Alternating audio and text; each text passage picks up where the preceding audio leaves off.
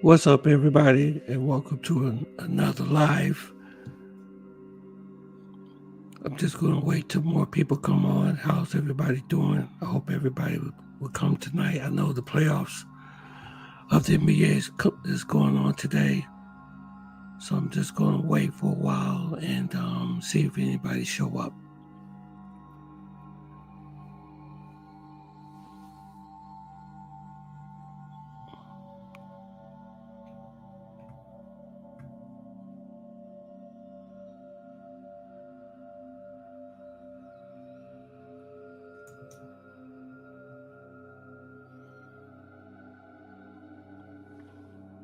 If this is your first time on this live, please like and subscribe. I would really appreciate it. That will help the algorithm of YouTube. We got a lot to discuss tonight, quite a bit of subjects, lots of things going on. Just going to wait for more people to come into the live. I think I see one person just came on. I wanted to come on yesterday, but got very busy.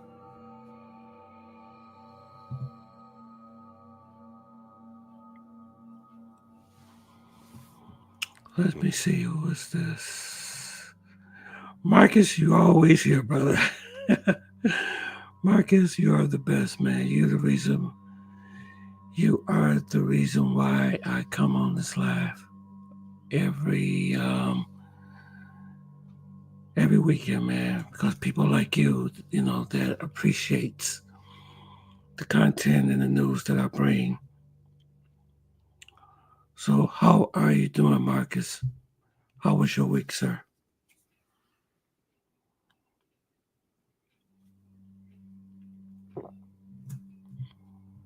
Very good, very good. Very good, Marcus. I'm just going to wait for more people. Eric, hey, what's up, man? Yeah. Intel's laying out 20,000 people, man. Yes, it's getting ready to get really bad out here economically, man. Yeah, we are in lots of trouble economically. Man, oh man, and there's things going on in Colombia that's very scary.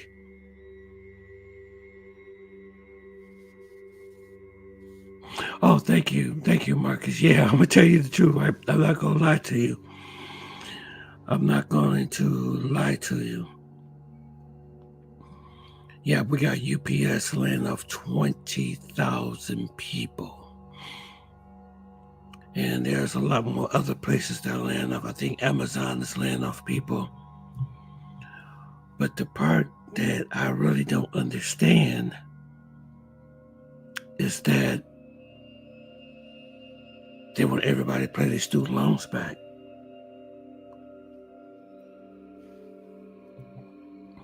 They want everybody to pay their student loans back. Okay, we got 3 in so far.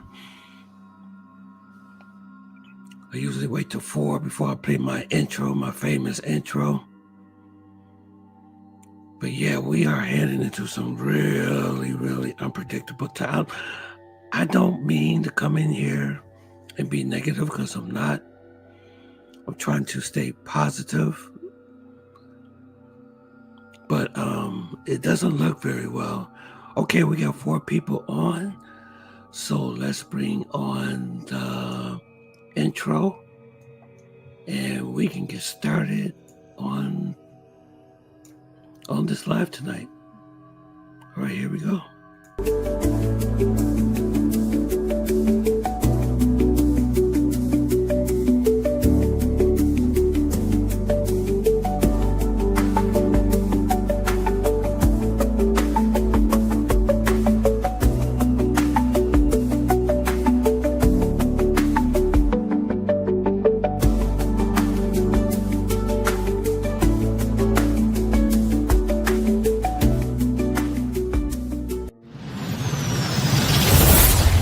Tony Rome Live. What's up, everybody? Welcome to another Tony Rome Live. How's everybody doing? How are y'all doing? Are y'all doing okay out there? Yeah, Eric, the situation with the layoffs are getting pretty bad. Hey, Chris, what's happening? Oh man, I'm doing great, man. I got some news to tell you guys. Intel is laying off 20,000 people. The unemployment situation is getting worse, and UPS is laying off 20,000 people.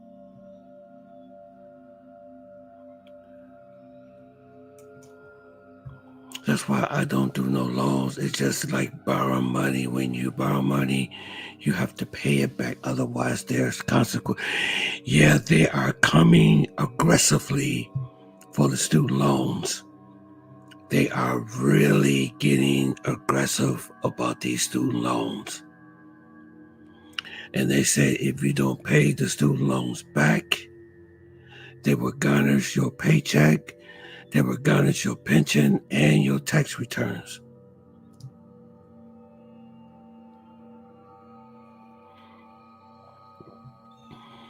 And it's supposed to start I think it's supposed to start like May the 5th. That's when everything goes into action.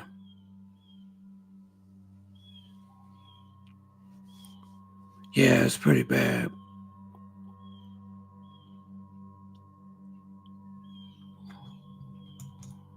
Let me see. Or hold this collateral as exchange for the money. Yeah. I got a video for y'all I want to share with you all about these student loans, and also we're going to talk about the travel advisory in Colombia. I heard some very scary things that's going on in Colombia right now. And actually, Chris Muslis is in Colombia, Medellin right now. And I reached out to him the other day, and I told him about the outbreak of the yellow fever. I told him to be careful, but he's doing okay. I'm going to try to get him on my show. I'm going to try to get Chris Muslis on my show. But here's some information about the layoffs that's going on right now that looks like it's not going to get no better. And the closing of some facilities. Rebecca Jarvis is back with the big picture. Good morning again, Rebecca. Yeah, nice to see you, Michael. And these are big job cuts coming to UPS. The company announcing that they will lay off those 20,000 workers and close a number of facilities as it dramatically reduces shipments of Amazon packages, something that's been in the works for quite some time. Like so many companies recently, though, UPS also saying it won't be able to forecast future guidance given the current macroeconomic uncertainty with tariffs. Railroad companies, trucking, airline, and shipping companies have all felt significant slowdowns recently, with U.S. companies effectively sitting on their hands waiting to see how long and how impactful President Trump's tariffs will be on their businesses. Shippers experienced this surge in traffic early in the year as U.S. businesses raced to get ahead of the tariffs and stockpile merchandise and supplies. And now we have this ongoing uncertainty. The more of it that we see, the longer it lasts, the more concerned economists are that it will lead to further job cuts at all sorts of companies, Robin. Okay, and we're going to have more from you in just a little bit. Yes. Okay, Rebecca, thanks. There you go again. They talk about more and more job cuts. I'm going to give you guys some advice. I'm going to give you all some really good advice. Make sure you start putting money away for a rainy day, because I believe that bigger rainy days is about to come. Because when you have a loss of employment, when you have unemployment on the scale that we're seeing, it has a domino effect on everything else. Okay, not just UPS that's going to be affected, but there's a lot of contractors and other businesses that work from UPS that's going to be affected. So they talk about 20,000 jobs, but you may end up with 100,000 people losing their job. So I wish I had some better. I hate coming in here, bringing bad news. I don't mean to be bringing bad news every weekend when I come by. I just bring you economic information of what's going on in the world right now. You know what I'm saying, with all these layoffs and this, because what's happening is they don't understand the tariffs that's going on with Donald Trump. Because 1 minute he implements the tariffs, then the next minute he takes the tariffs back. You know what I'm saying? Well, he said, well, we're gonna hold off for 30 days. We're gonna hold off for 90 days. We're gonna tariff this country, and then we're gonna pull the tariffs from this country. It's like there's so much uncertainty out there. So you got these employers and these manufacturers, these businesses don't know what to do. Should they hire? Because if they hire too much, they don't know what effect the tariffs is going to have. You know what I'm saying? Or should they pull back? You know, but it's really causing a lot of uncertainty out here, the way how he's managing the tariffs. You know, it's really gonna get pretty bad.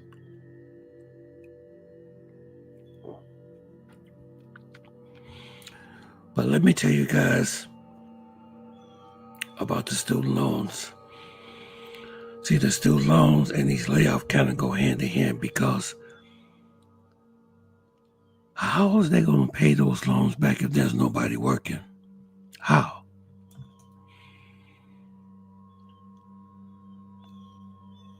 No, it's not over. No. I know what you're saying.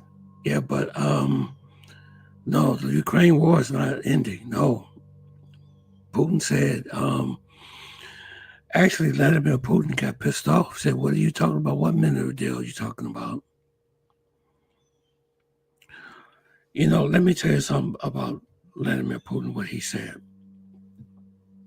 And this is what Vladimir Putin said. He said that he would not have NATO forces or any other country on the border of Russia. He said he's not going to tolerate it. This war is not going anywhere until Russia said it's over, until they met their objective. And he's taking more and more territories of Ukraine as we speak. He's not going to stop. So he's talking about what mineral deal? What mineral deal you talking about? I mean, what you talking about? You think Russia gonna allow us to mine minerals in Ukraine? They're gonna allow foreigners to come over there and mine minerals, rare earth minerals? I don't think so. This is what I believe. This is not going to, he said that it's not going to be finished. This war is going to be finished on the battlefield. That's what Russia said. I don't think he's going to stop.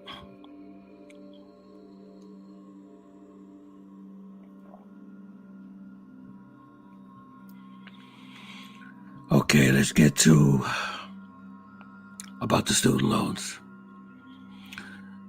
The student loans supposed to go into effect on May the 5th. Okay? And you got millions and millions of people out there that's in default right now over their student loans. We're talking about millions of people right now that's in default over their student loans. Listen to this. Rewind and take a look at some stuff. But break it down what's happening here real quick. The administration has said that they want to focus on getting the people that are in default with their student loans back on track and collecting that money. It affects right now it's about 5.3 million people, but there are another almost 5 million people that are in late stage delinquency, which is not quite default, that could be affected by all of this. So that's about 10 million people total affected by this. So what does this mean for the borrowers out there who know you're talking about them right now? Right. So if you are in default and you know that you're in default, this is going to directly affect your credit scores, making it harder to borrow money. So you want to make sure to not procrastinate. Usually when I come on and we say we want to turn the volume down, but I want to tell anybody out there that if you are in default of your student loan, do not procrastinate. Yeah. Is it one of those things where if you communicate, you know how when you owe in the private world, if you communicate maybe medical bills and you get kind of on a plan, they kind of don't go after your credit score. This is federal aid. Well, I mean, they're yes and no, but now they will. There are things that you can do if you are in that situation where you can't pay back your loan. There's the default resolution group through the Department of Education. That is like step one if you are in default, because you can't get out of default of your student loan by simply saying, oh, I'm just going to restart my payments. You have to put a payment plan together. And that is the first step, is to call that group. Wow, that's a really good first step. Any other steps that folks can take if they're watching right now? Yeah, absolutely. So there's several different options. The quickest way to get out of default is to just pay off your loan. But obviously, if you're in default, you probably don't have that money. Can't do it, right? So then you could do debt consolidation. There's a federal debt consolidation program. If you've already done that once, you only get one shot at that. But if you haven't done it, it may help. If you do that, though, you need to be careful, because if you are already on an income-based repayment plan, you may lose some of the credits that you've already built up. So the next thing to think about is reconciliation, and that is using that debt group through the Department of Education to set up the payment plans to kind of get you back on track. And basically what you're doing there is you're saying, I have the ability to make payments, and you're demonstrating that you can make those payments over 9 months, so 9 payments consistently, and then your loan will come out of default. The issue with doing it that way is that you're still subject to the collections while you're in default. So you're not out of default until you demonstrate that you can be rehabilitate your loan. Wow, my So there are a few things to do, but it all starts with knowing where your loan is and then taking it from there. Wow. You can't address it until you know your status. So checking your status and being active about it, I think is what you're saying, is don't just let it sit. This is not going away. Yeah. We did have a pause during the pandemic, but that time is clearly over. The White House pressing play. And I think I know the quick, short answer to this one. That's about the public loans, the private loans, maybe College Ave, not applying this is stuff. Just for the federal loans, because they're using the power of the Treasury Department to enact collections, and they're using the Department of Education's database to make sure that they can first go over this. It's sort of the the easy, accessible loans that they can get to.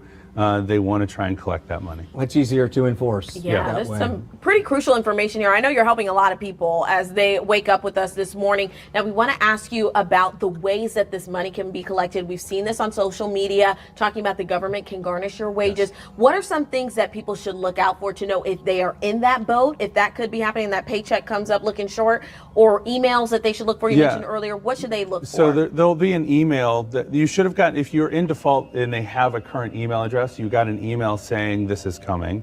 And on May 5th, they're going to start some of those collection efforts. But then they will send out a letter in the mail saying we are taking you to a federal collection agency and in starting the wage garnishments. It's not clear yet exactly how they're going to garnish your wages. We know that they have the power through the Treasury Department to take back some of the federal money that they have given you, which is the Social Security, your tax returns and things like that. Wow. Starts on Cinco de Mayo. Yeah, not fun. not a fun way to start things up. And your pension and everything. They are not playing around with these student loans. Smooth Life, what's happening? Yeah, I did have something that I wanted to get off my chest.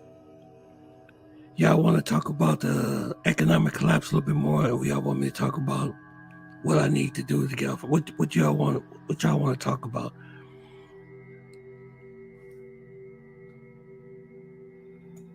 Y'all want to talk about what was on my chest, what I wanted to say?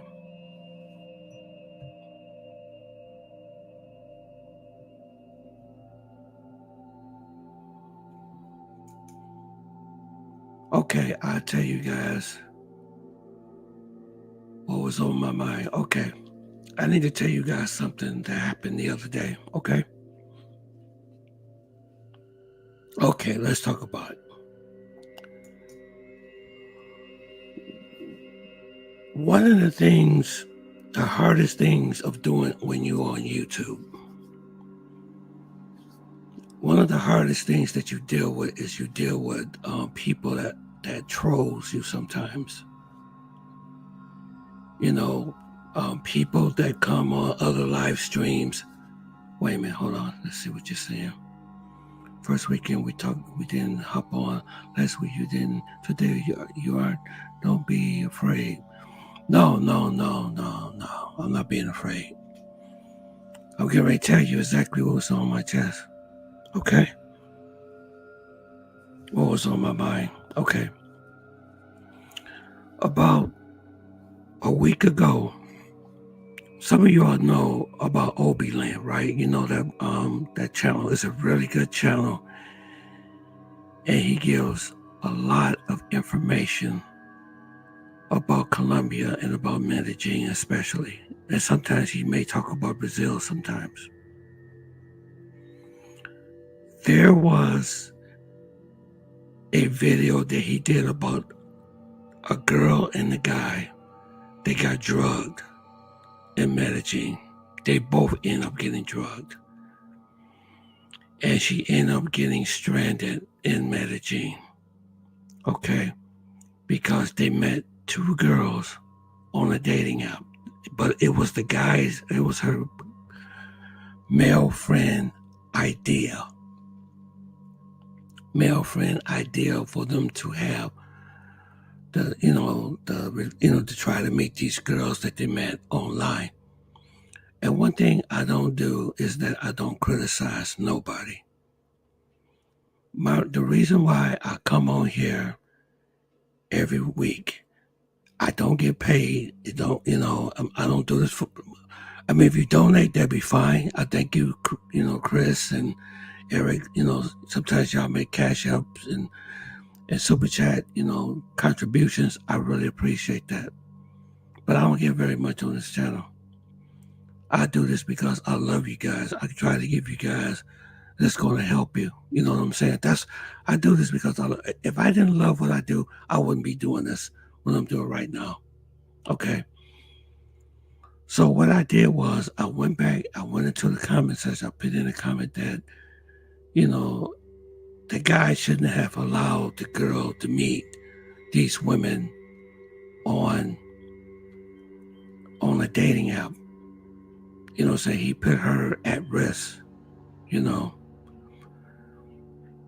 And one of the main things they tell you when you go to Medellin, they tell me this all the time. I hear this so many times. They say stay off the dating apps because they're very dangerous. When you meet females on the dating apps, there's a high probability that you're going to be a victim of scopolamine. And they tell you that at the hotel, they tell you that in the taxis, they tell you, even mainstream media is all over YouTube saying, stay off the dating apps. So, this moron, I call him a moron, he wrote this really nasty comment about me, calling me a liar, talking about that, you lied about being in Colombia in 2010 and all that type of stuff. And he called me, let me see if I can pull up that message. Just hold on for a second. I think I got it. I saved it. Let me see. Let me pull up, see if I still got it.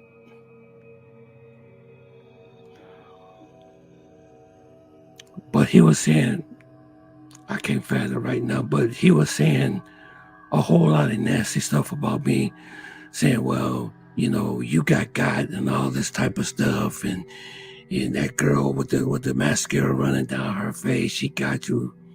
He just being a total moron.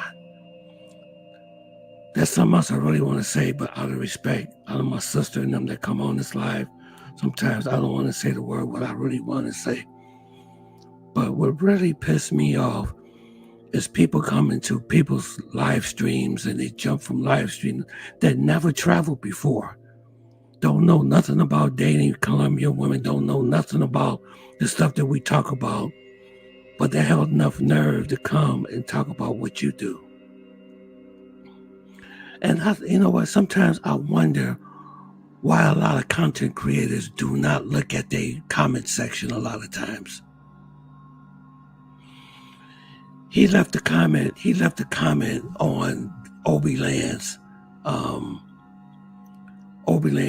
that video that he did, that he interviewed that girl.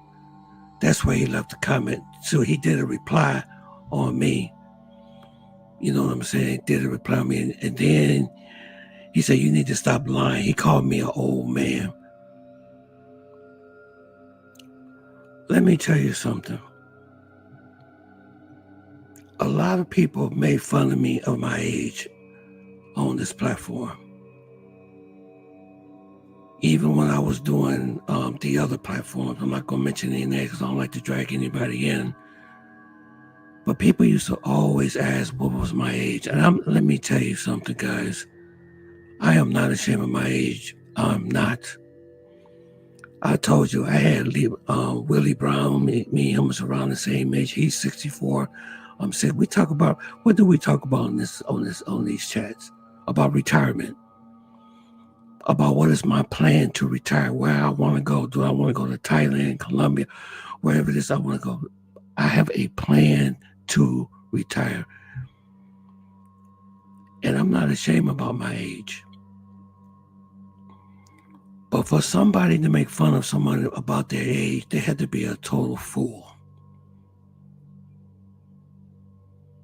Because it's a blessing to be able to make it to the age that I am right now. Because there's a lot of people who ain't making it. A lot of them not. And I feel very fortunate to be where I am today and to be this healthy where I am. So no, I'm never ashamed of my age. And number two, me and that girl that happened in that hotel room that night, right now, we are the best of friends. I know her sister. I know her family. I know the grandma, everybody. The grandma just passed away. But that's the part that really just makes me really sick. You know, people, you know, like there was someone that talked about they knew Susie. I used to tell you guys about Susie, right? And there's certain individuals that come into the live stream. This specific live stream I used to be on all the time. Some of you all probably know who it is. He used to ask me a question about Susie, but he never met Susie before. He never met Susie. He's never been to Medellin before. He's never been to Colombia before. So how can you make a comment about me dating Susie when you never even met Susie before?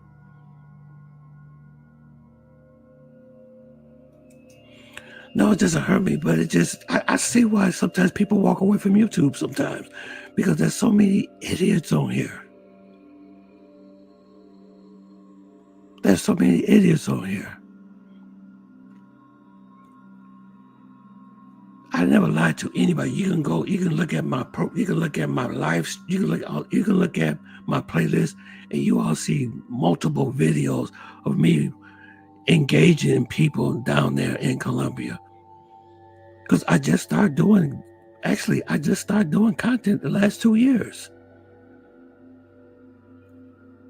I just started doing content in the last 2 years. But I've been going to Colombia longer than 2 years. So no, it's just that, you know, I'm not really, you know, I know you're sorry, thank you, Smooth Life.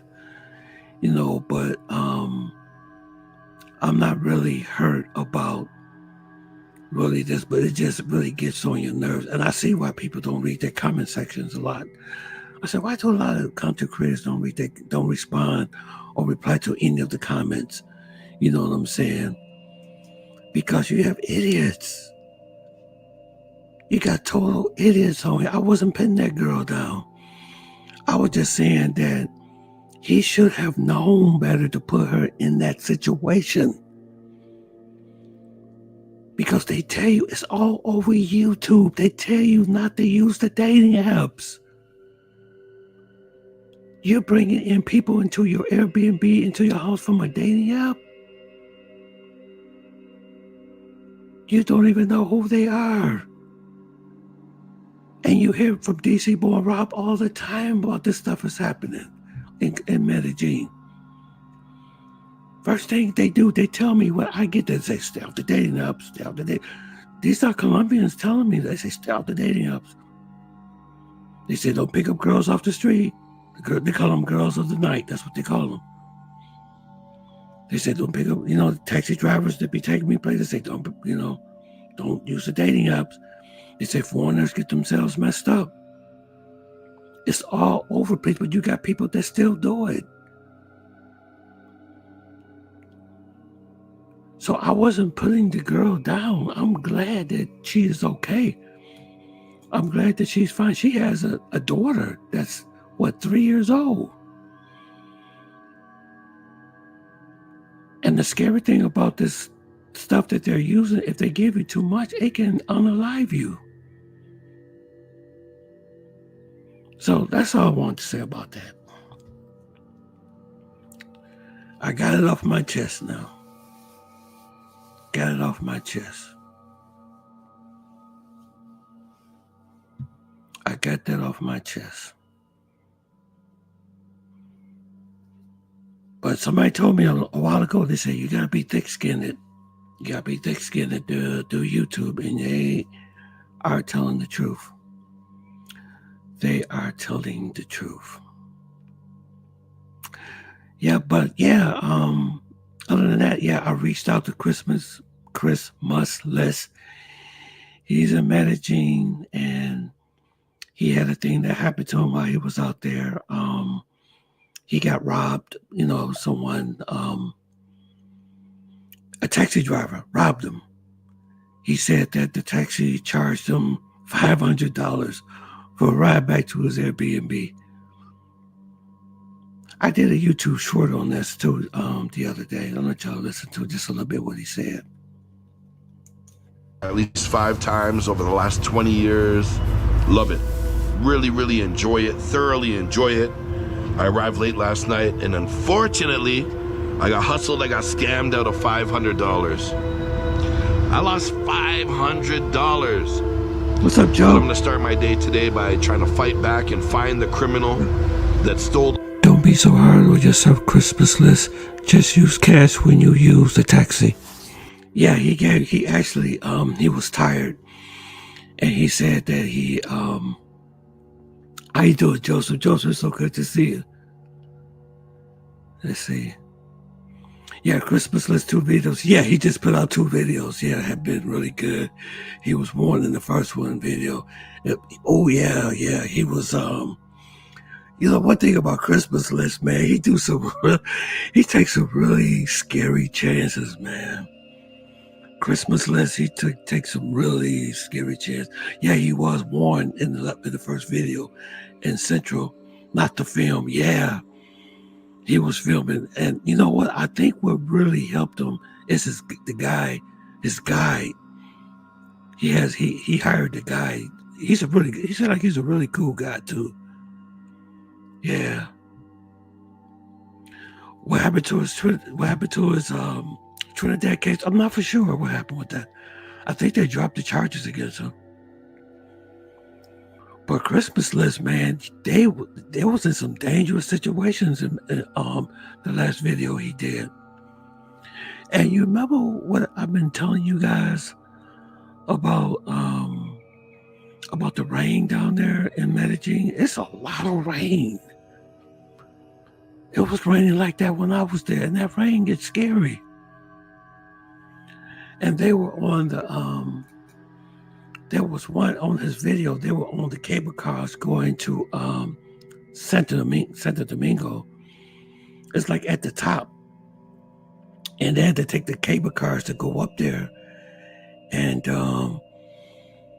it was raining and the wind was blowing so hard till it was blowing those cable cars, those, they call them trolleys, whatever you want to call them. and it was just swinging back and forth, and the rain was just really pouring down. And his tour guide was really nervous. He said, "That's never happened before." Yeah, it was flooding in Medellin, and I think in San Antonio Padre. Yeah, I think it's between. Yeah, it was a lot of rain, and there were some people that were unalived too. There were people that were unalived because the water came in. I did video on this. I told you guys. I said, be careful. Make sure when you go, make sure you have enough money just in case if you get stranded there. But I'm telling you, the last time I was there, it was raining a lot, and it was causing mudslides. People were losing their houses.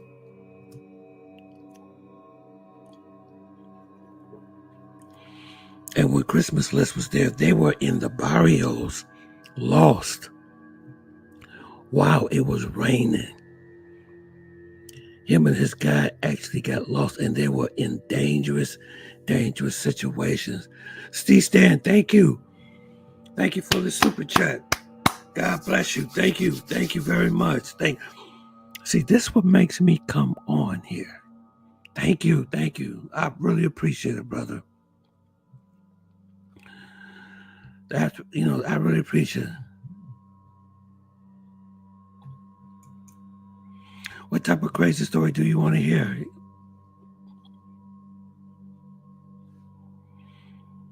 What type of crazy story you want to hear? Thank you, Steve Stan, for that super chat. That's going to go to the Barbie Fund. Thank you very much. Thank you.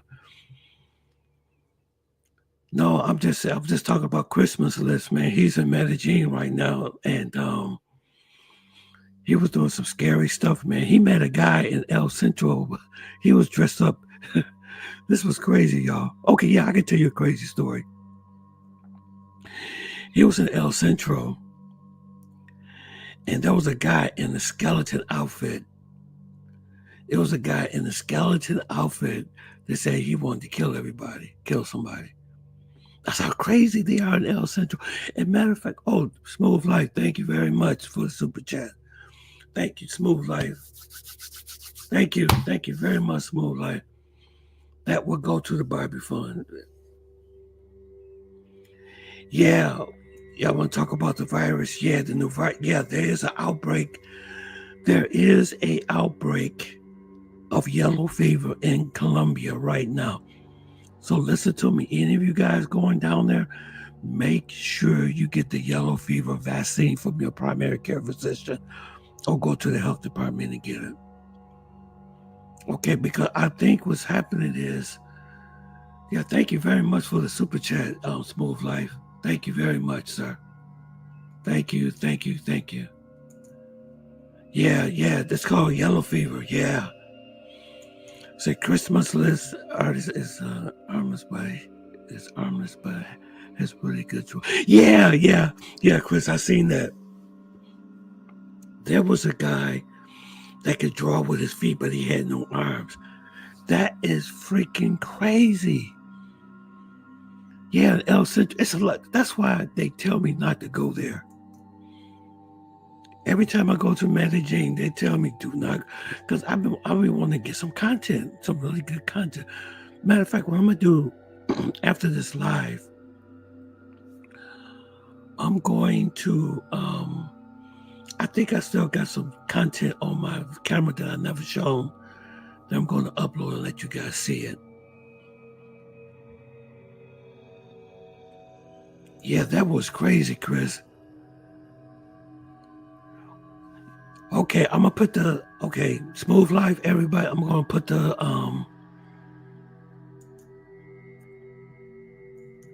invite in that you guys can come in. If you guys want to come in, you have anything you want to get off of your chest, you can do it. Let me see. Okay, I got the link in. If you guys want to come in inside and talk about whatever is on your mind, you can do that, okay? He said a crazy love story. Let me see what crazy love story I could tell you about. I think I fell in love back in 2018 when I went to the romance tour. When I met that girl, I fell in love then. That was a deep love. That was very deep love. Oh, Smooth Life is in the house.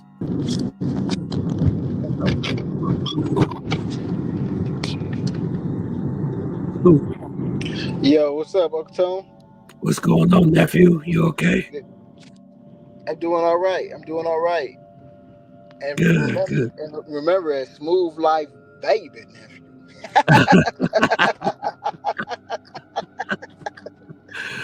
Oh man, let's see. Yeah, you can come in too, Marcus. You've been hiding behind that. You've been hiding behind that for a while now, so you can come in too. You can come in, Marcus.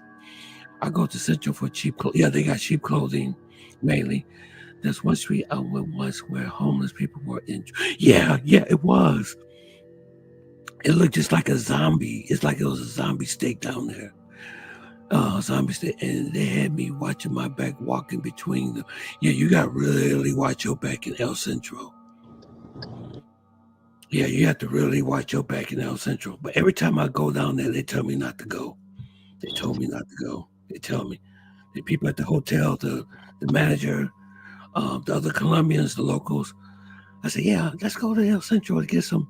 I want to get some. They said, no, El Centro. And don't you dare go down there at night.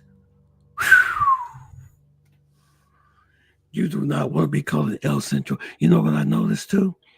I was watching Ace live video when he was spending a lot of time in Colombia and in Medellin. One time he was in El Centro and he was there kind of late and the sun was starting to go down. It was getting towards the evening. People was like moving, man, just jumping into taxis trying to get the hell out of there. And I was like, God, look at all these people trying to get these taxis. You know, people was just like you just see the people just disappearing from the streets. Because El Centro, you don't want to be down there at night. You don't want to be down there at night. No way. Hey, Uncle Tom, you got any stories about, you never really talk about this side. Mm-hmm. You got any stories about racism? Racism, let me see. Man, there's so much racism going on. I can't remember it all. Let me see, racism. Yes, I had a scary situation happen. Let me see what Chris is talking about. You should check it out, and you're looking for some bootleg stuff. Yeah, but they sell everything there. Small machines, the custom uniforms, they sell everything in El Centro. You're right, Chris.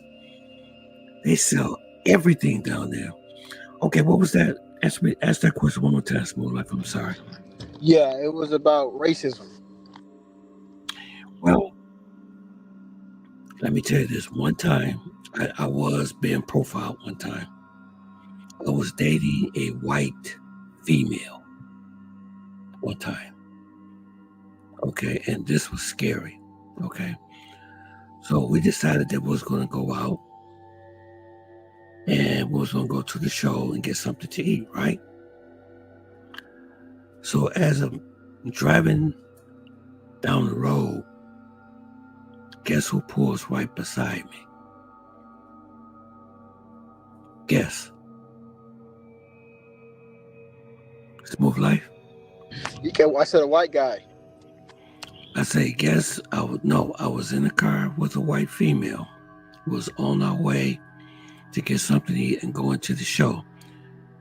As I'm driving down the street, guess who pulls beside me? Like a guess. Yeah. I said. Hello, Smooth Life. I can't hear you. Can you hear me? Yeah, I can hear you now. Yo, hello. Yeah. Yeah, I said a white guy. I guess the white guy. No. Well, yeah, but what would make you more nervous if somebody pulled right beside you when you're in the car with a white female? A police officer? Yes. As I'm driving, it was two police officers that was in the car. And there's an area around here, those police officers, they are very, very racist. And as I'm driving down the road, they stayed, they was in a different lane, and they was driving the same exact speed that I was driving, and they kept looking inside the car. And I was sweating like bullets. So the girl that I was with, because she was a redhead, so she stood out. Not only was she white, but her hair was red. Her hair was red. She was a redhead. So they just kept staring and staring and staring. I thought they was going to pull us over. And she was getting ready for them too. She said, those mofos, they pull us over. I can date whoever I want to date. I don't care who you are, you know. And she looked at them strange too. When they was looking at us, she was looking at them. And sweat was just pouring down my face. I said, they're going to pull us over and they're going to harass me. But then they just took off. They're gonna give you that they're gonna give you a Negro beatdown. That was gonna really put the boots on you, and they're gonna put the nightsticks on you. I don't know what they was going to do. But that was scary. That was real scary. Very scary. Yeah, so that's the most craziest thing that happened to me. What about you? I had one time I was on the freeway. Yeah. Yeah. See, bro. Yeah, one time, man, I had to. Can you hear me? Yeah, I can hear you. Wait a minute for a minute. Hey, Marcus, I think you tried to come on. Try to get back on again, Marcus. I don't know. You disconnect. Okay, go ahead, sir. I'm sorry about that. Go ahead, Smooth Life. Smooth Life, you still there?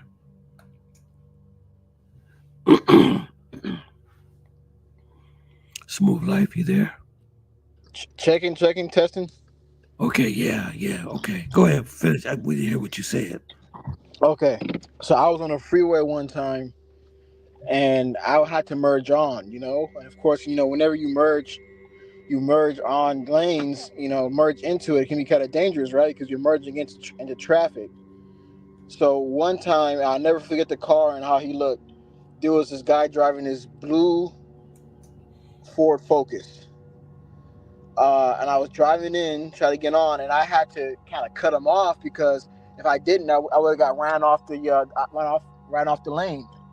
So I had to cut him off. I wasn't doing anything on purpose. I just had to cut him off. Okay. Bandana, how you doing? Go ahead, keep going. Sorry.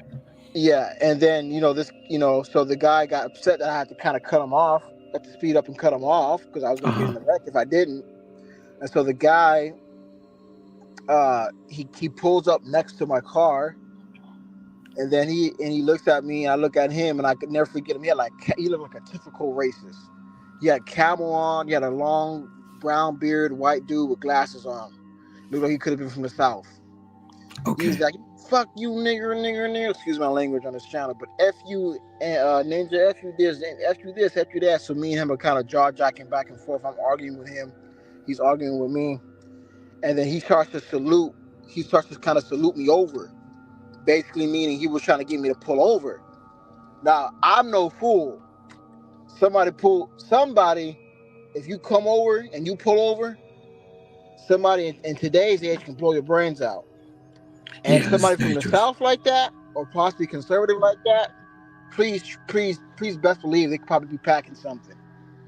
So he was trying to get me to pull over, just for me to pull over, and I just sped off real quick. But, it was nothing, I did cut him off, but I had to because I was going to get in the wreck and get ran off the road. So I kind of dealt with something like that. Nothing to my face like that, at least from what I could tell. but just stuff. Or I remember I was back in school one time, and when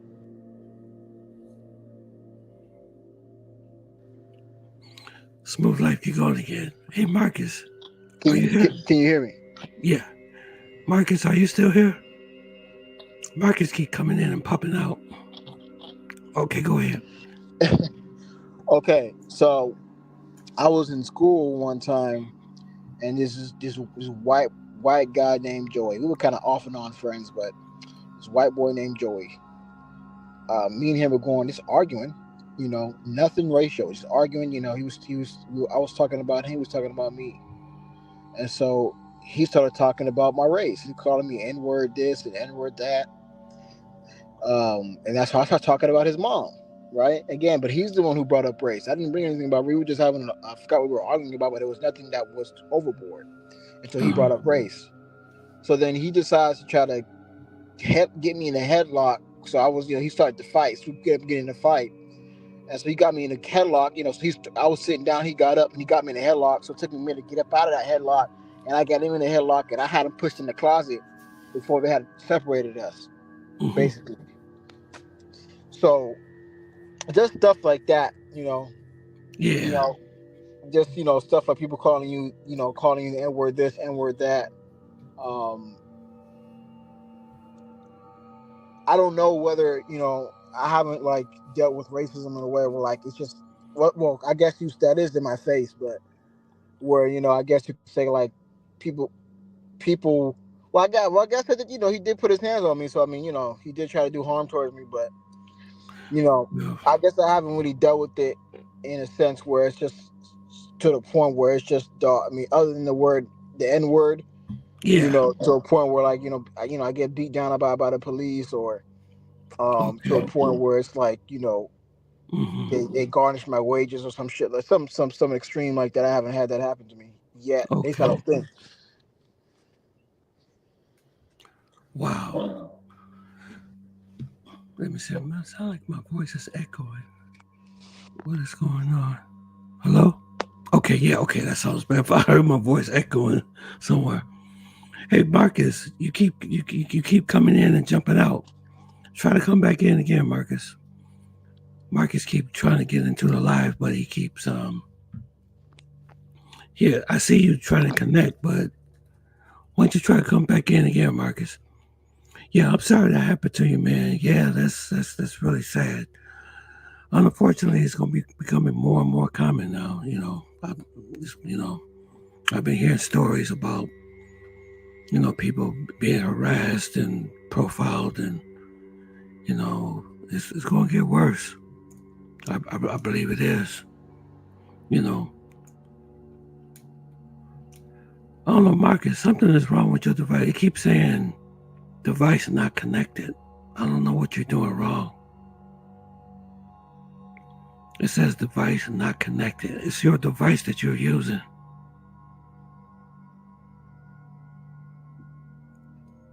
Okay, that's another story I want to tell you guys about. That's Marcus, something's going on with your equipment. I don't know why Marcus can't get in.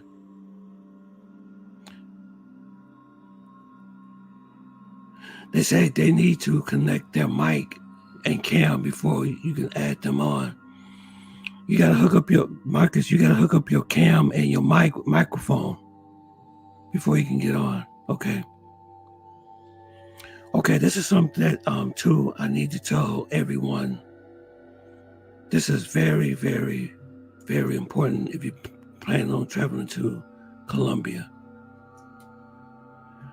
There's an issue that's going on between the paramilitary called the Gulf Clan and the ELN has combined their forces. Okay, wait a minute, let me see. All right, I got you, Marcus. What's up? What's going on, man? What's happening, Marcus? Ain't nothing much. How you doing, OG? Wait a minute, I can't hear you, Marcus.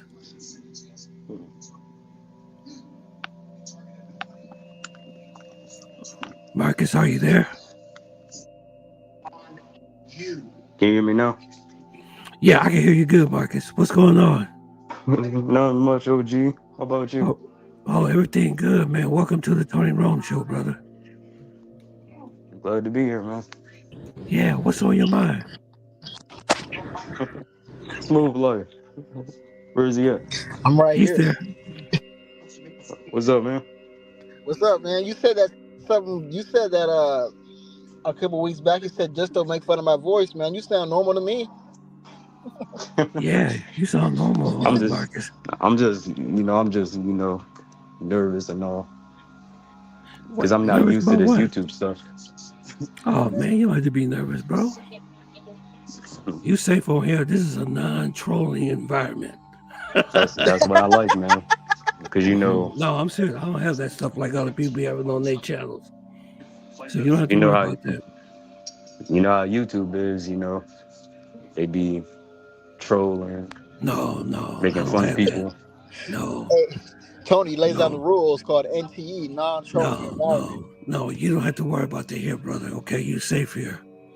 I don't allow Thanks, that man. type of Thanks. stuff, man. Okay? Yep. So tell me, what's on your mind? What you want to talk about? You want to talk about Colombia? What's going on over there? I know Yeah. you seem to be really like hesitant about traveling. Yeah. Hey, turn Because that background music off for a minute. That you got a TV or something. Can you turn that off? now that's WWE. And, I'm a huge WWE fan, like Razor Rays. Yeah. Just turn the sound on. You watch the TV, but I'm here to do it. Yeah, it's down. It's down. Okay. So what's on your mind? So yeah, what's going on in Colombia? Because I've been hesitant. As I was trying to say before in the comment section, I've been watching you for 2 years, and Thank you, brother. because let me tell you when my journey started. So basically, when I was 19 years old, I'm 21 now.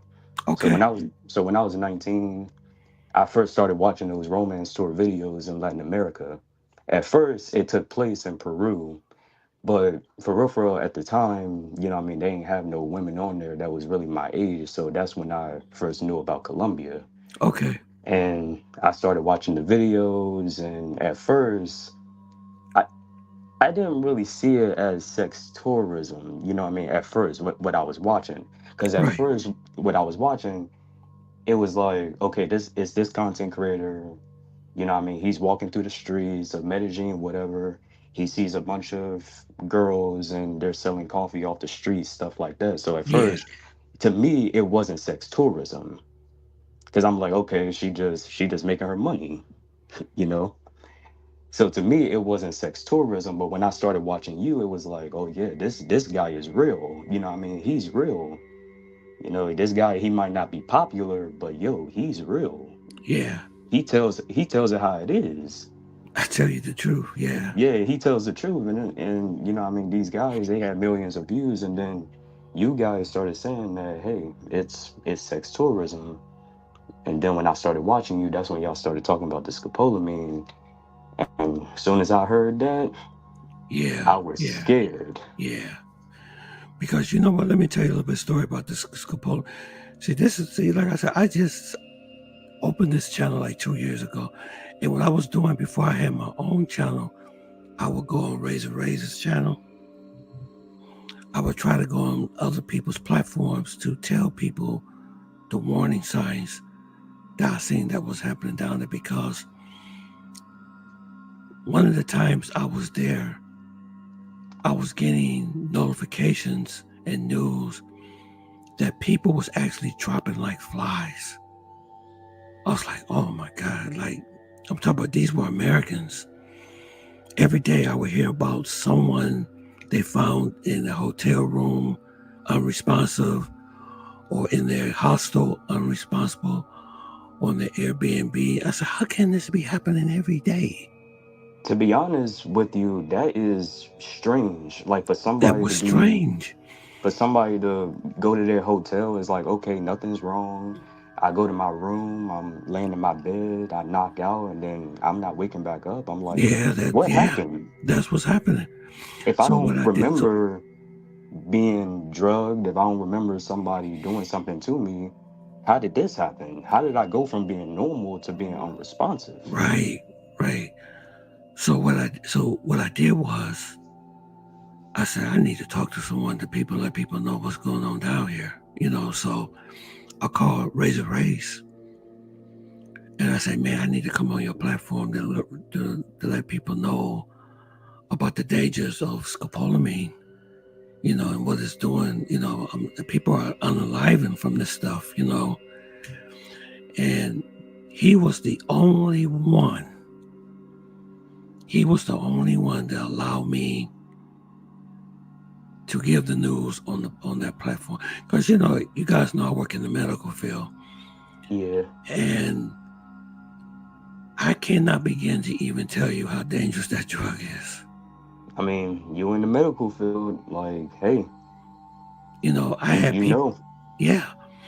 So, after that, some just told me, say, why don't you start doing your own YouTube channel? And you can come. And that's why I got this. I created this.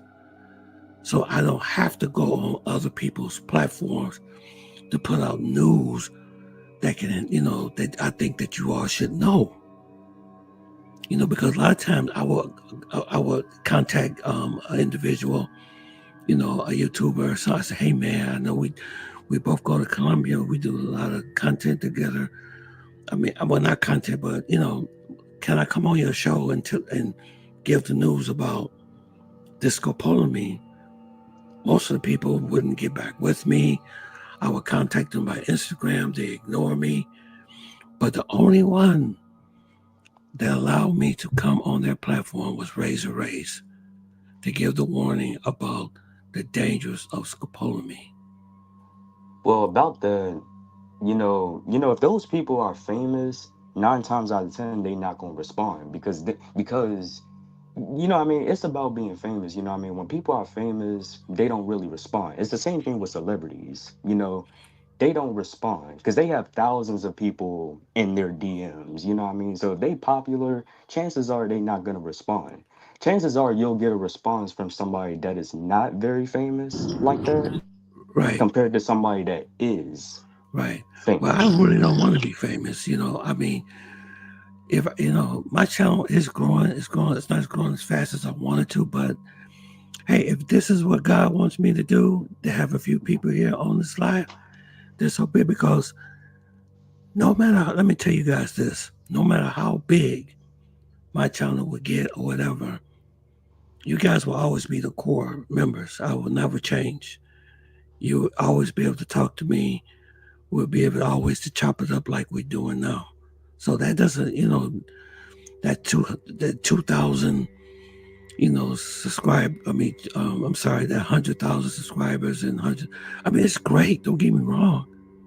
I like to see people, achieve their goals, but my main purpose of this channel is to notify you guys of what's going on. And even after I put the warning out about scopolamine, more people has been unalived by this drug. And speaking of that, Marcus, where are you from? I'm from DC. Okay, are you black? I'm assuming you are, right? Yeah. Okay, Yeah. go ahead, continue. I got some questions for you after you and Tony finish chopping it up and you introduce yourself. Okay. Well, anyway, let me get back to it. Where was I Okay. at? Speaking of that, like about YouTube, it's very, very rare, to have somebody that be like, man, I don't care about this clout, I don't care about this money, I'm saying? I'm doing this because this is what I genuinely want to do, but I ain't doing this for clout chasing.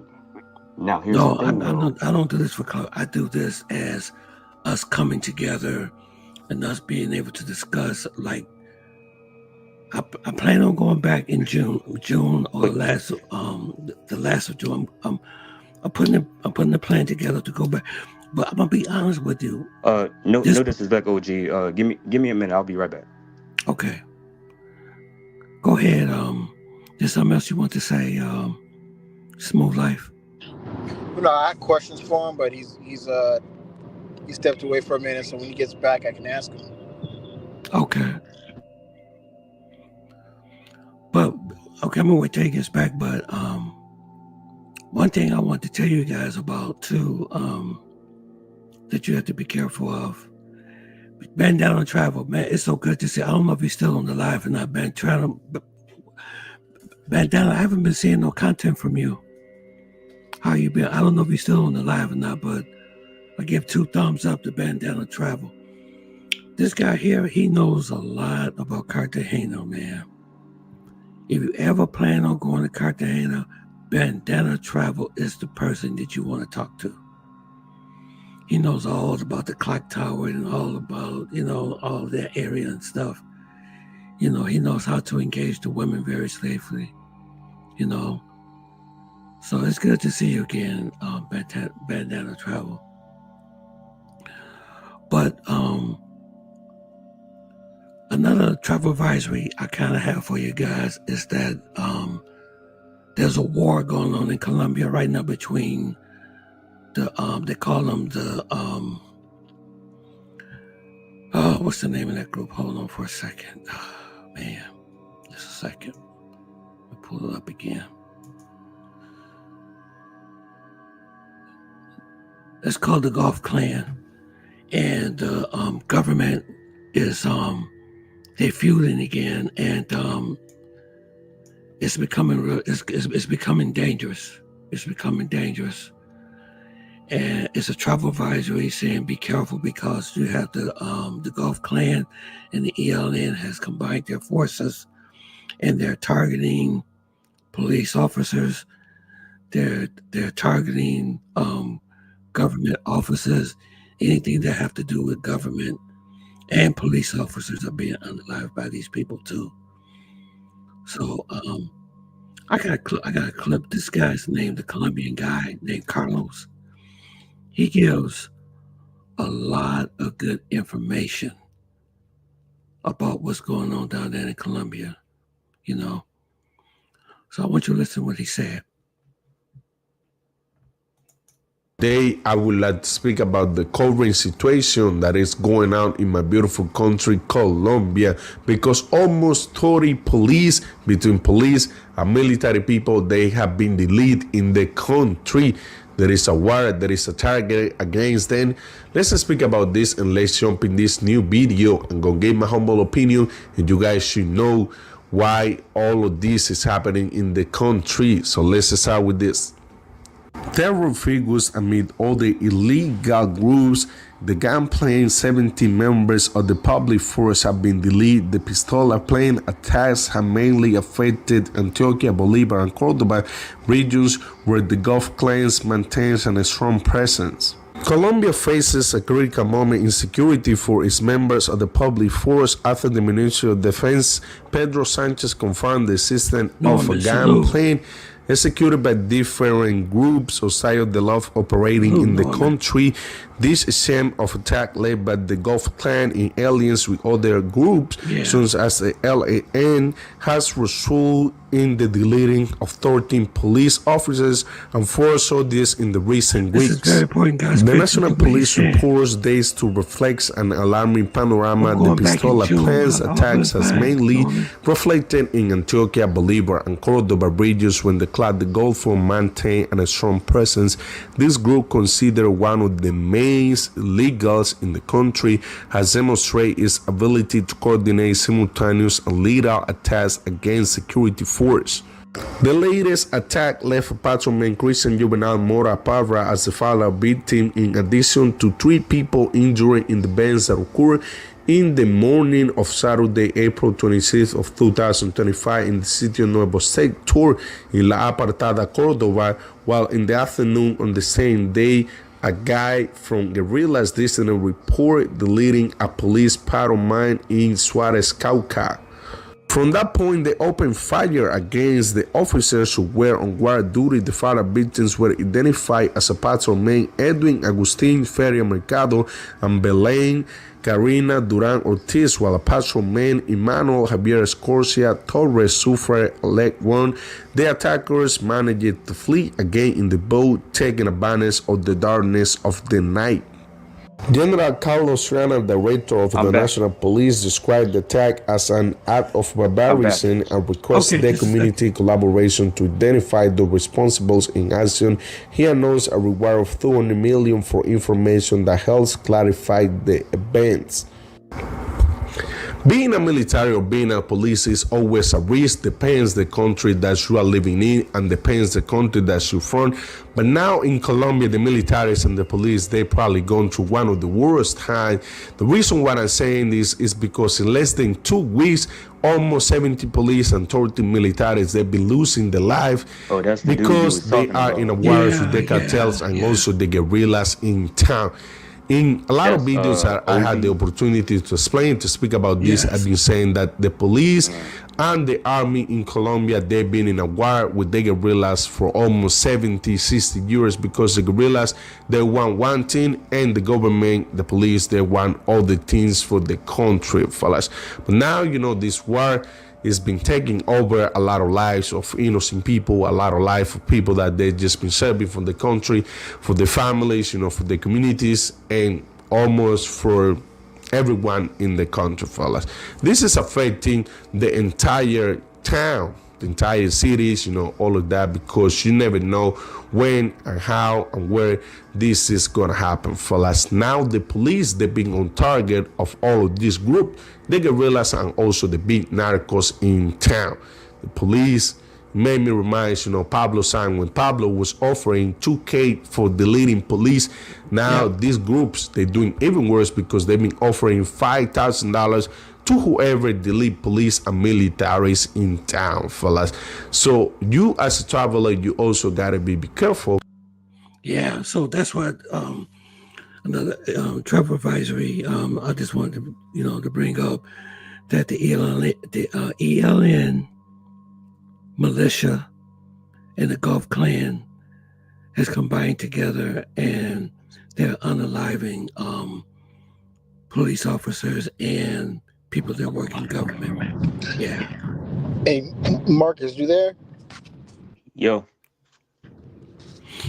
Okay. I have some questions for you, bro. Bring it on. So, what's your stance on traveling? Can I ask you to clarify on that? As an American guy, you said born in DC, what is your stance on traveling for dating, relationships, and or sex? It's supposed to be like, what's my rating? No, not your rating. What is your stance? What's your opinions on it? Oh, my opinion on dating overseas and stuff like that? Yes. Well, here's the thing. Like, due to, what I've been watching, I never been, out the country, to be honest with you, I never been out the country, but I have been watching you guys, I've been watching Tony Rome, and I've been watching a lot of guys that's been to Colombia, Where's West, Life with David. I got so many I can name, but I watch, OG the most, because he tells the truth and everything. And basically my opinion on it based on, my stance, I don't see, like overseas women. Well, I can't speak on everybody, but specifically on Colombian women, I can't say that, they're better because, think about it, Smooth Life. If they were better, this wouldn't be happening right now. Like with the scopolamine and, being so desperate for money. And you want to know something else? The reason why they like us the most is because they know that they could take advantage of us. Colombian men will play the game just as good as the women, if you know what I mean. It's like they know the laws, they know what's up. Us Americans, we don't really know what's up. You get me? Okay, and when you say that, when you make the claim that they're no better than American women, in what regards are you referring to? Wait, say that again. When you make the claim that they're just like American women or no different, in what regards are you referring to? No, I'm saying like, you know what I'm saying? This is like based off what I've been watching. I'm like, I feel like a lot of them have been desperate and all that, depending on what I've been watching. Okay, and I'm asking you. I'm saying in what regards? Specify for me, please. In what regards? Yes, What do you mean by that, to be honest? it means like, for example, if I say that, man, the Lakers is the best basketball team ever, and then somebody's gonna ask me, well, okay, is it because of the rings they have, on average, the level of talent they have?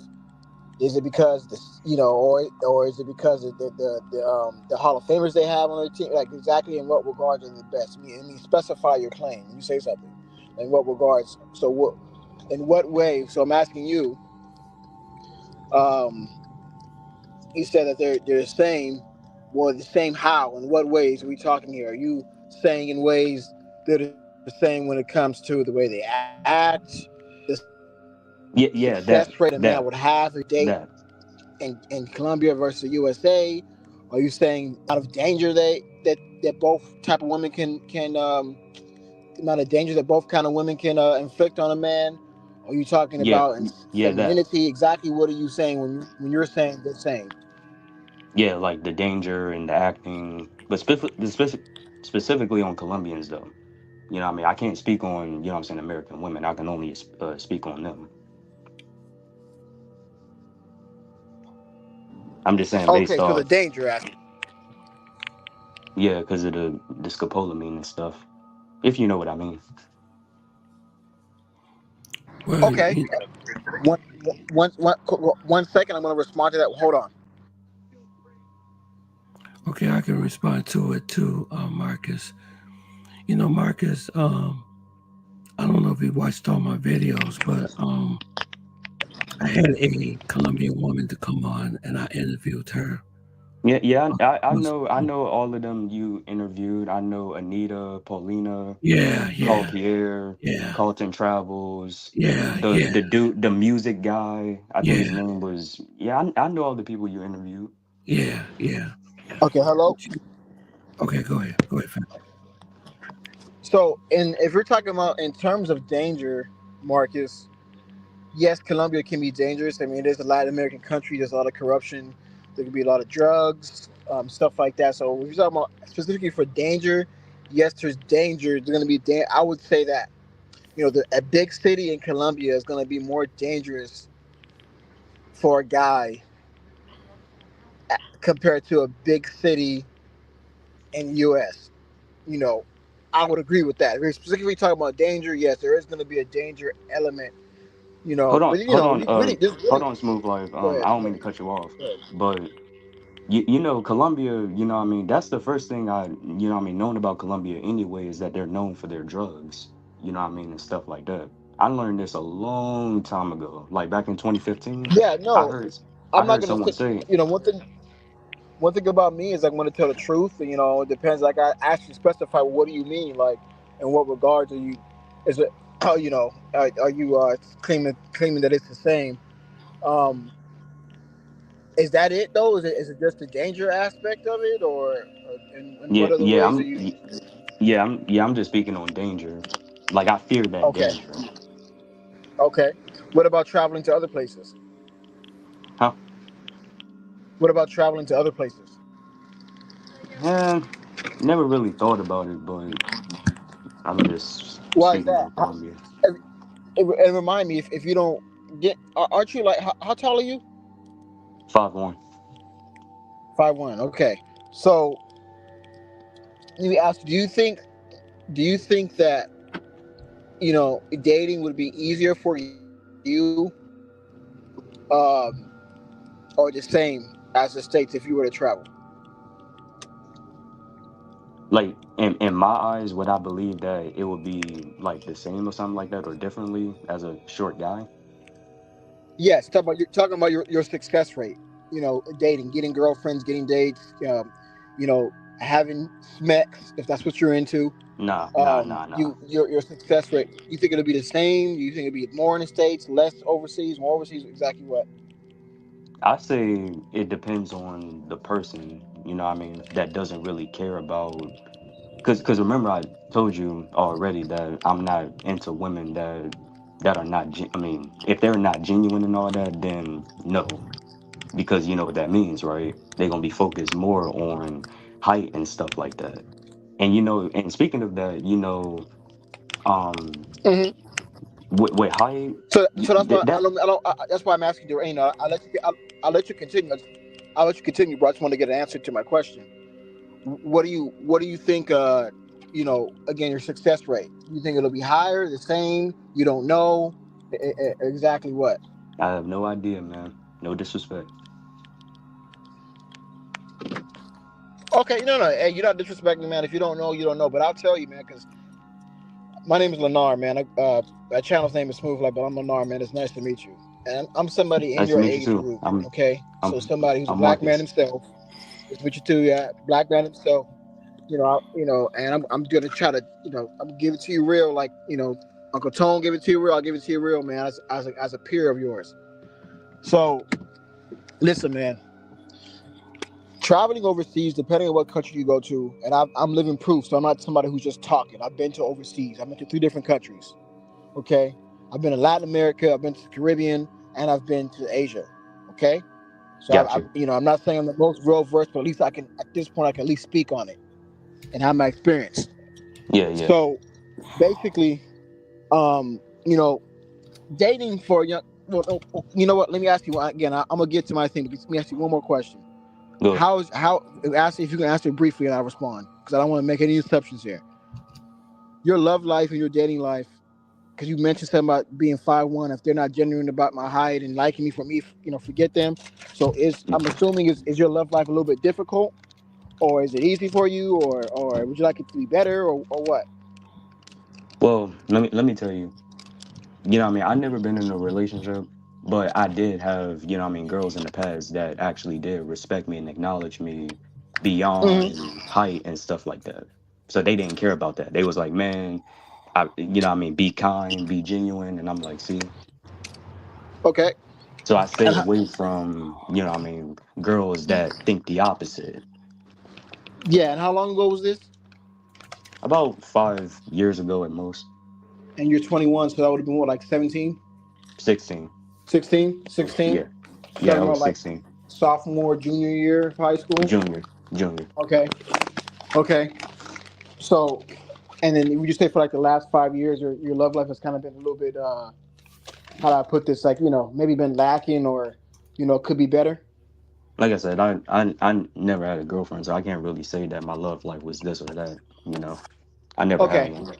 Well, for somebody for somebody who's never had a girlfriend, assuming that you've looked for one or you'd be open to one, but you haven't had one yet. You're not 21. That should tell you, man, that could be better, right? Hear me out. What I'm trying to say to you: if you travel to certain, and I'm living proof of it, bro, because I have a channel. That's, I'm revamping my channel. I'm literally Yeah. getting my video edited. Oh, It's gonna be oh, out. wait a It's minute. gonna be yeah. Cause, It's a high quality video. It's gonna be out very soon. oh, But with wait a that being minute. said, man, somebody I who's seen looking, your videos before in the yeah, past too. yeah, no, it's gonna be, yeah, man, it's gonna be much better this time. But I want to stick to this point real quick. Go ahead. Listen to me what I'm telling you. Got you. As a young guy, if being you young like me, you got energy, you got testosterone, you're looking for love, you're looking for girls. I get that. I'm in the same boat as you. Trust me, man. If you travel overseas, you put your best foot forward, you will have more success dating. I'm not over here telling you a lie and telling you a fib and gonna tell you, no, you will have. Depending on what country I you go get you. to. I get you. I get you. You know what I mean? I get you. Is there pay for play in certain aspects? Absolutely. I'm not gonna sit here and say there's not. No There's ye, actual no genuine ye, way. no ye. Huh? I said no ye. You said play for pay for play. No No. ye, because I What, know what's what that means. what's no you mean? Huh? What's that mean? It means no. You know what I mean? I get these terms from wrestlers. You know what I mean? Oh, okay. No, As I you're said, I'm not. a huge. Look up Jimmy Uso, no ye, and you'll see what I mean. Okay, I know who Jimmy Uso is, but I'm not. I used to watch WWE, but I don't watch anymore, so I don't really Oh, keep you up with it. But man, you used anyways, to watch WWE? yeah, when I was young, man. Oh, But that's crazy. here's what I'm trying to get to you though. Listen to me. You will have more success dating, man. Because at 5'1", man, I'm gonna be real with you. I'm only 5'8", so I'm kind of short my damn self. You know, so I'm halfway in the boat with you as well. At 5'1", bro, you need to travel, man. Because these women are not gonna respect you. Now I know you say in high school they respect you, but bro, that's high school. It's been 5 years. And I'm telling you this because you're a fellow black man, you're young, you're like me. I'm not telling you this to belittle you. I'm being honest with you, man. You good? You The good? You date, the good? dating market, you know, I know, but the dating market, man, is tough out here. And at Yeah, five foot that's one, what I heard. at I'm five not foot gonna lie to one, you, man. bro. That's what I heard. Yeah, at 5'1", do you get out much or no? You said that's why you heard. Do you get out much or? I mean, yeah, it's cool. So But you you know, know, but as I said though, like, go you know what I ahead. mean, a lot of this stuff that I've been hearing about, oh yeah, short guys ain't nothing. That was morally the internet and social media talking. Like listening Yes. to those girls off podcasts that be like, oh yeah, short guys ain't nothing. Kindness is weakness. You know what I mean? All of that stuff was just, you know what I mean, off social media and the internet talking, you know what I Mm-hmm. mean, at most. Mm-hmm. You know what I Well, mean? But when I thought about reality, I was like, nah, this ain't happened to me. But okay, I but see a lot of y'all made videos on talking about the dating scene, y'all mean over here, and basically almost mm-hmm. every video said the same thing. Oh man, they guys, regular Joes, they don't get no chance. Got to be Mm-hmm. 6'3", Mm-hmm. you know what I mean, stuff like that. But Mm-hmm. remember though, when I told you that, you know what I mean, five. I mean, wait a minute, what did I say? Remember when I said that, you know what I mean, oh, like the grass isn't always greener, you know what I mean, on the other side. Remember when I said that, right? Because Mm-hmm. remember, there were Colombian women that were the same way, that was Mm-hmm. super picky and more in that nature. I saw this with my own eyes. Now, I'm Mm-hmm. not gonna lie. When I seen these mall videos in Barranquilla and all that, I did see some guys that were just as short as me, but I think they were taller than me. I doubted them dudes were 5'1". They had to be like 5'3" and 5'4" at most. But Mm-hmm. there were definitely some guys that were definitely, you know what I mean, like 5'3", 5'4". That was with a Colombian chick, and she was super pretty. Mm-hmm. But you know what I mean, I don't play about that. And about, you know what I mean, last time when I agreed to, you know what I mean, to get on, you asked me like, would I rather have my girl, you know what I mean, Mm-hmm. looking good or looking like she rolled out of bed, like with a bonnet on her head and stuff like that. Mm-hmm. Let me tell you this again. It's not me in the comment section. You hearing this from my voice, my actual voice. Follow me. Okay? Follow me. What I meant was, of course, I would not want my girl coming out like she just got out of bed. Take care of yourself. You know what I'm saying? Take a shower, brush your teeth, take care of yourself. But what you gotta understand is that with these Colombians, they go overboard with their looks. I seen girls at the mall with dresses. I said, it's like, how about this? Wear the attire for the right occasion. You get it? Mm-hmm. You know what I'm Okay. saying? You don't have to wear dresses to a mall and to a grocery store. You know what I'm saying? To me, you're doing too much. If you was going to a club or to a wedding or something like that, then yeah, that's understandable. You get what I'm saying? But going to a grocery store, why would you do that?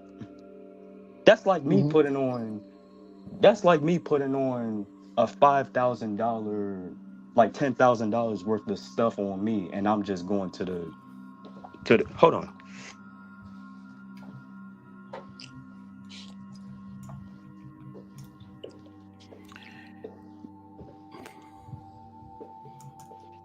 But you know what though? I got, I Gotta got, give I it a got, I cut. got a lot to respond to that, Uncle Tone. But go ahead. Gotta give my advice for someone who's dated several Colombian women.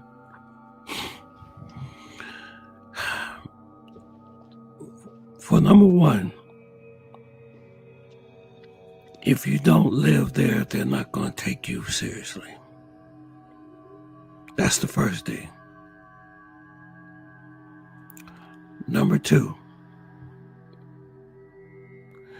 usually when they want to get involved with, if you get involved with any foreign woman, the whole relationship would be based on you do for me and I'll do for you, basically. That's what relationships are really. Yeah, I'm back. Yo, smooth boy. Okay. Yeah. Are you still there? Yeah, I'm still here. I'm just waiting to respond to some of your comments. So I was like, you know what I'm saying? Basically, yeah, don't come out looking some type of way. Like you just woke up. But I'm just saying, wear the right stuff for the right occasion. Okay. You get it? So, okay, let me address you point by point.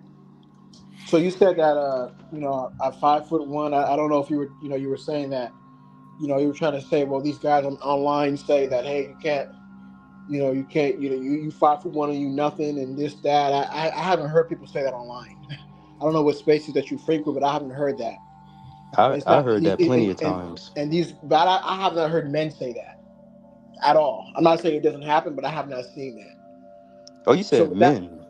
Yes, meaning I'm assuming that you're saying that you see when you go online, you see people say, specifically dudes say that, hey, you're 5'1", and you ain't nothing. That am I correct in an assumption, or is it women, or is it Yeah, both? I was saying I meant women. My bad. I meant women. Women, yes.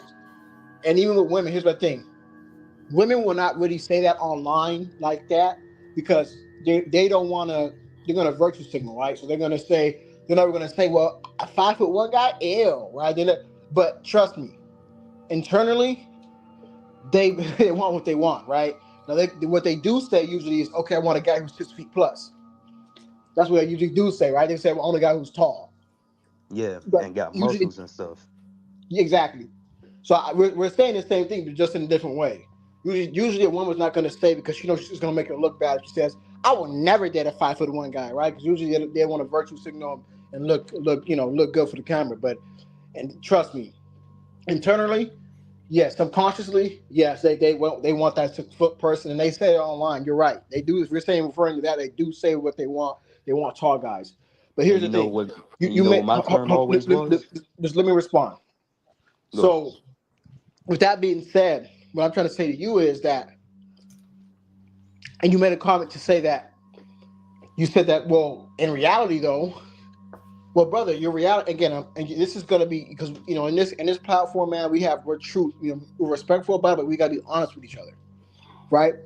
In 5 years, you said you've never had a girlfriend, and you haven't really had heavy female interactions in 5 years, right?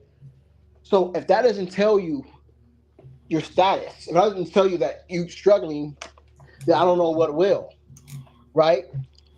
I'm gonna put it to you like this, man. Again, I don't want to keep focusing on 5'1" because it may sound mean. I'm not trying to be mean. I'm just saying. But at 5'1", bro, as a male in the West, and with today's dating standards, bro, you are gonna have more success if you took your talents elsewhere. If you took your talents overseas, you're gonna have more success. I'm telling you.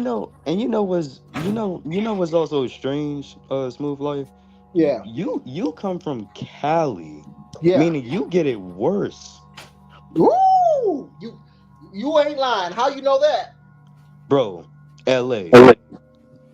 Please tell me that don't speak for itself. LA has in my opinion, I think LA has, in just California specifically, in the big cities, California in general, it is the hardest dating market for success for men. But here's the thing though about LA. LA is known for the music, the celebrities, the beach life, the nightlife. Mm-hmm. Like movies we grew up watching was based off in LA. Mm-hmm. Mm-hmm. Celebrities we grew up watching and listening to came from LA. Mm-hmm. And trust me, bro, as a 5'8" guy, someone who's 5'8", who's around average, just slightly shorter than average for the States. I think it's 5'9". But hovering around that average range, bro. I think that's. I'm priced out. I'm priced out. Salute. Hey, how you doing, man? Yeah, go ahead, guys. I'm priced out. Brother. I'm being real with you, man. And I think what I'm trying to say, these women, the two most important things that you could have, three most important things you can have in today's dating market as a young man. You need to have a good online social media presence. You need to take high quality pictures. You you need to be a certain height, and you need to be a certain look. I mean, you're facially, right? But if you're 5'1", that's gonna automatically exit you out from the physical attraction part because women are just not into that. You know, you are gonna struggle, bro. You Yeah, know, women with high I want you to standards are do an not into that. experiment, huh? Women with high standards are not into that. Okay, There's a you know what? difference. This is what Yeah, we'll do. This can is what I we'll can I do. break it? Can I break in for a Yeah, minute? okay. I'll say this last thing, Tony, and I'll give it right to you if you allow me to say this one last thing, bro. Mhm. I'm a test you out.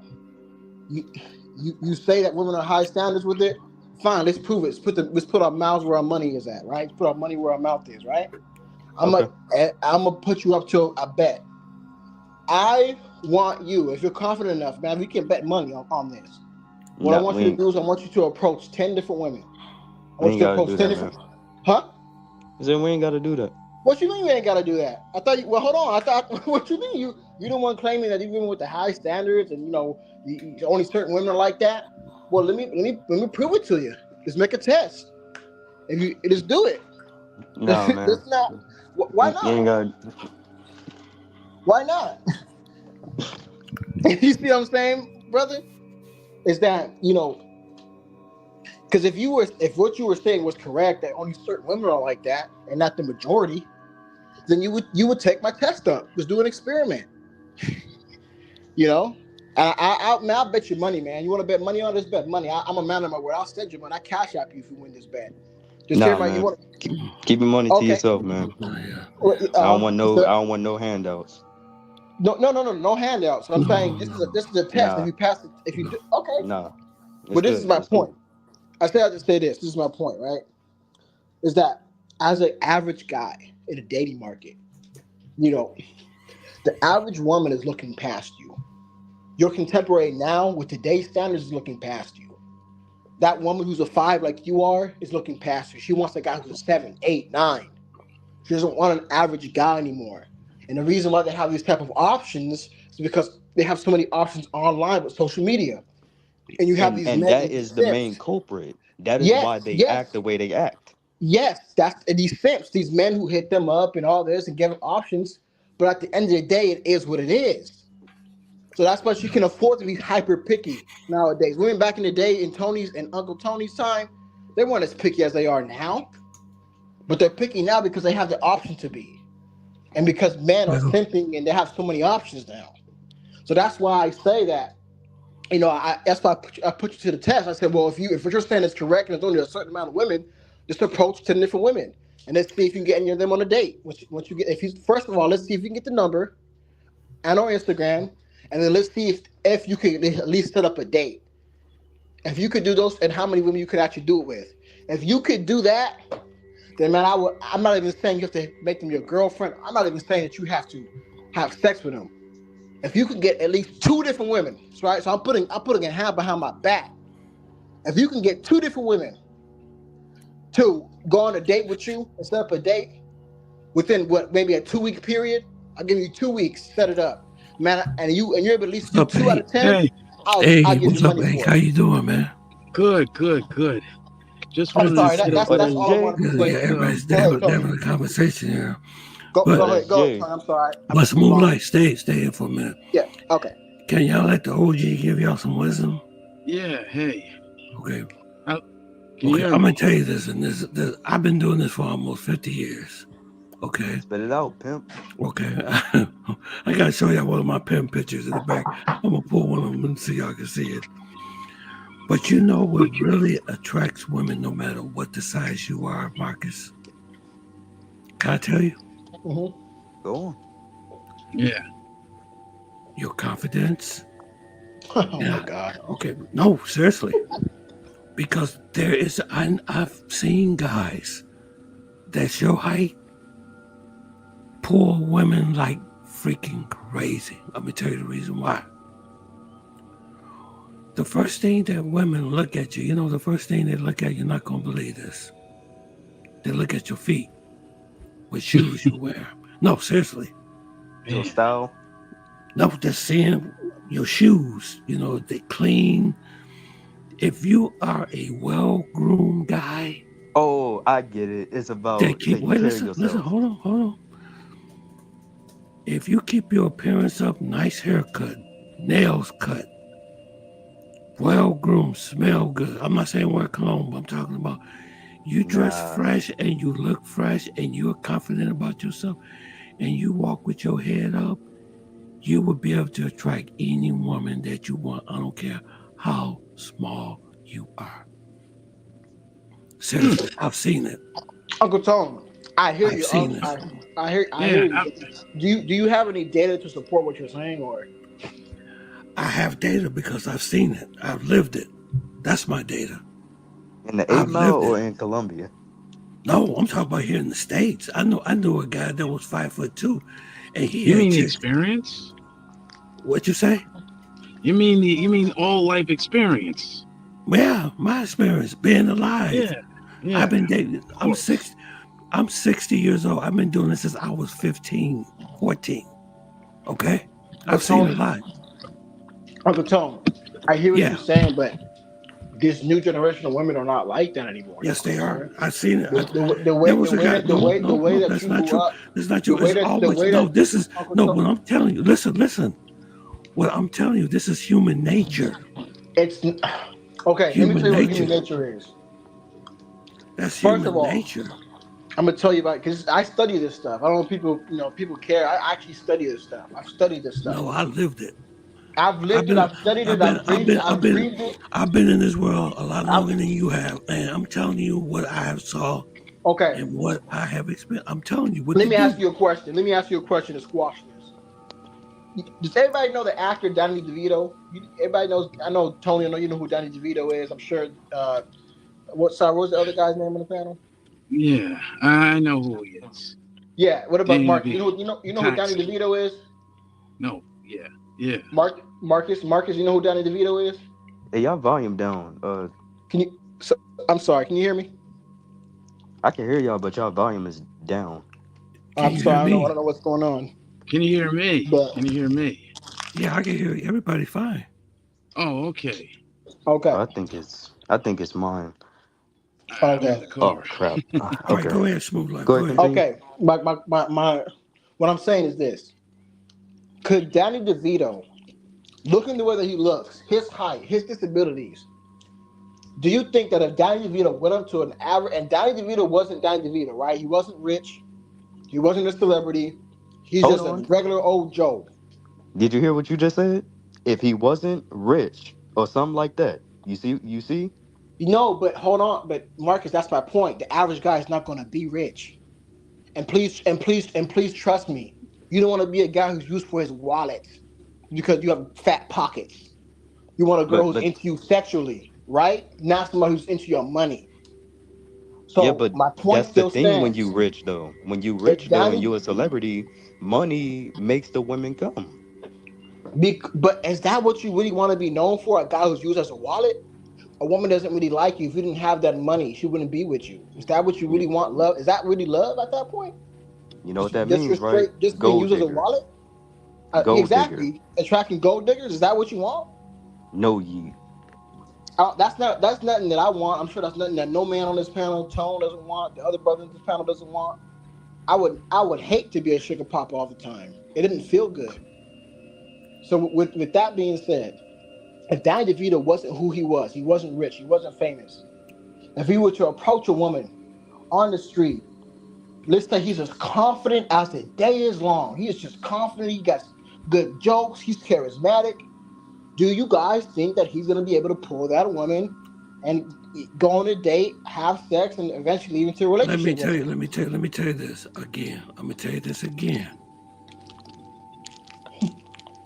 No matter what the size you are, if you have confidence and you well groomed and you got yourself together and you walk up with your head up, it's something about self-confidence that women are attracted to because you're the male, you're the alpha male.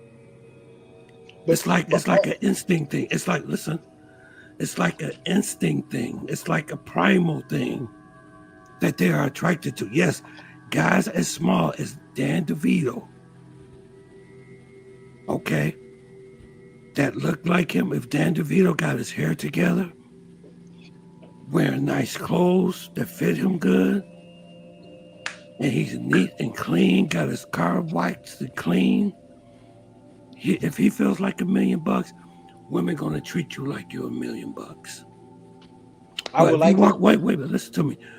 But if you walk around with your head down and say, well, I'm too short, I'm too this, you know what I'm saying? They ain't gonna like me. They can pick that up. They do not like when you're not confident in yourself. It's a sign of weakness. That's what I'm trying to tell you. I've been doing this for 40 years. I go ahead. I hear you, Uncle Tony. I'm not saying what. Confidence is a great thing. Confidence is a bonus. Women do like confidence. But if you can't even get in the door because she's physically not attracted to you physically again, if you be the things that I've told you, listen to me. If you be like the three things that I told you that you should be, she's going to be attracted to you. Okay, so you said confidence, well-groomed, what was the other one? When you're confident, when you're sure about yourself. Confident. And what was the other two? Okay, when you're sure about yourself, when you're confident, when you're clean and well-groomed. Okay. And you walk like, I'm the shit. I have $1 million. I don't need you. She's going to be attracted to you. Okay. I've seen this happen multiple times.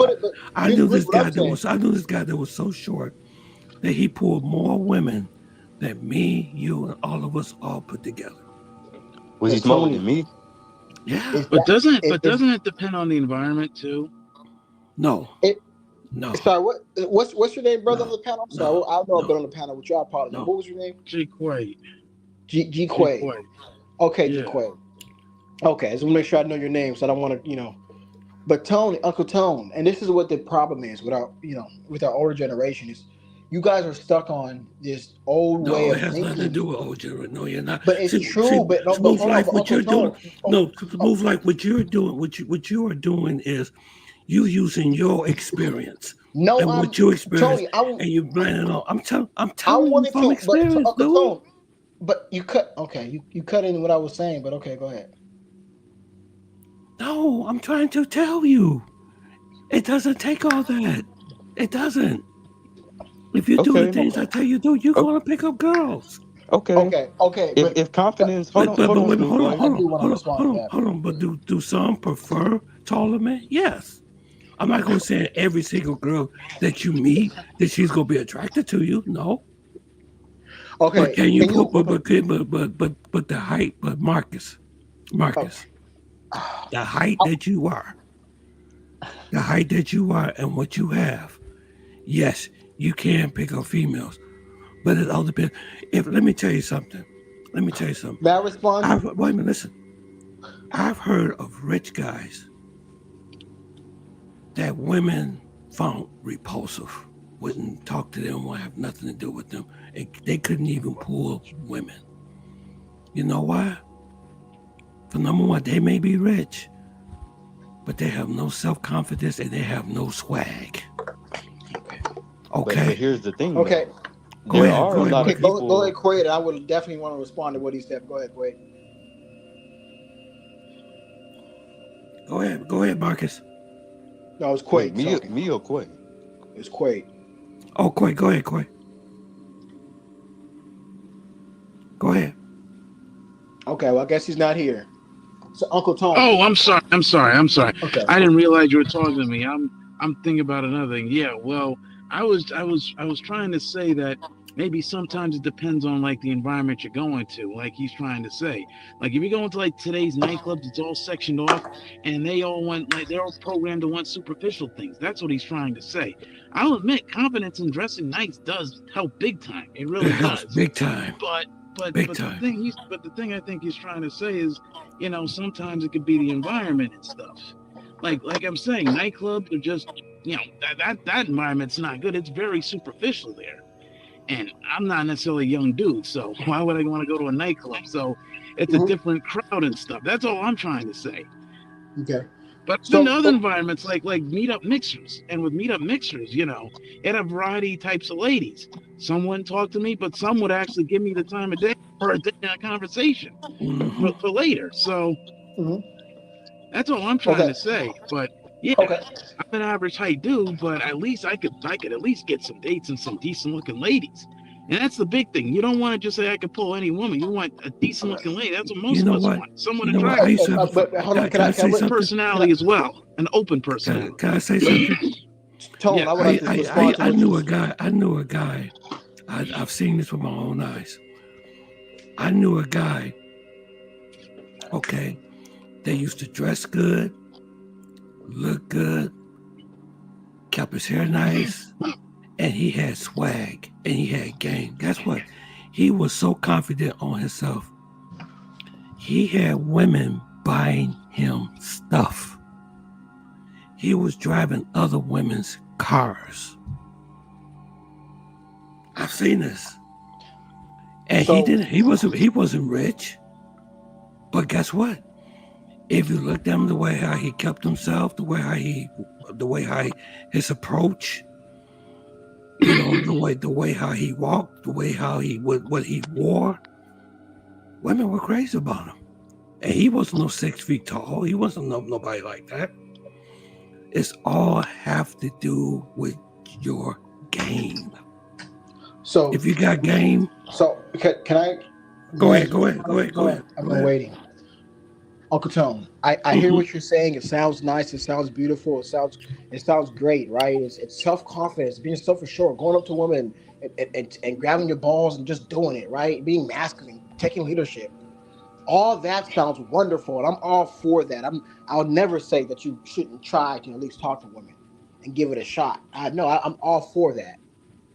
But with that being said, if I were to sit a young man down and I would tell, like at my age, and I would tell him, I say, man, he went to me, and he told me he's struggling. He was an average guy or a shorter guy or unattractive guy. He told me, man, I'm struggling in the U.S. I don't know what to do. It's my job to be honest with him and sit him down and tell him what is the state of the battlefield that we're dealing with. Now, unless you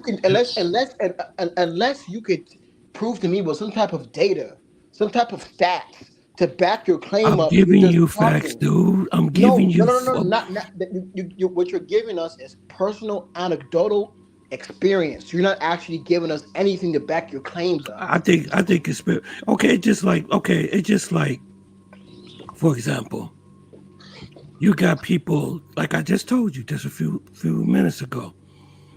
There are people that have been coming on to live streams talking about how to approach and how to date a Colombian woman.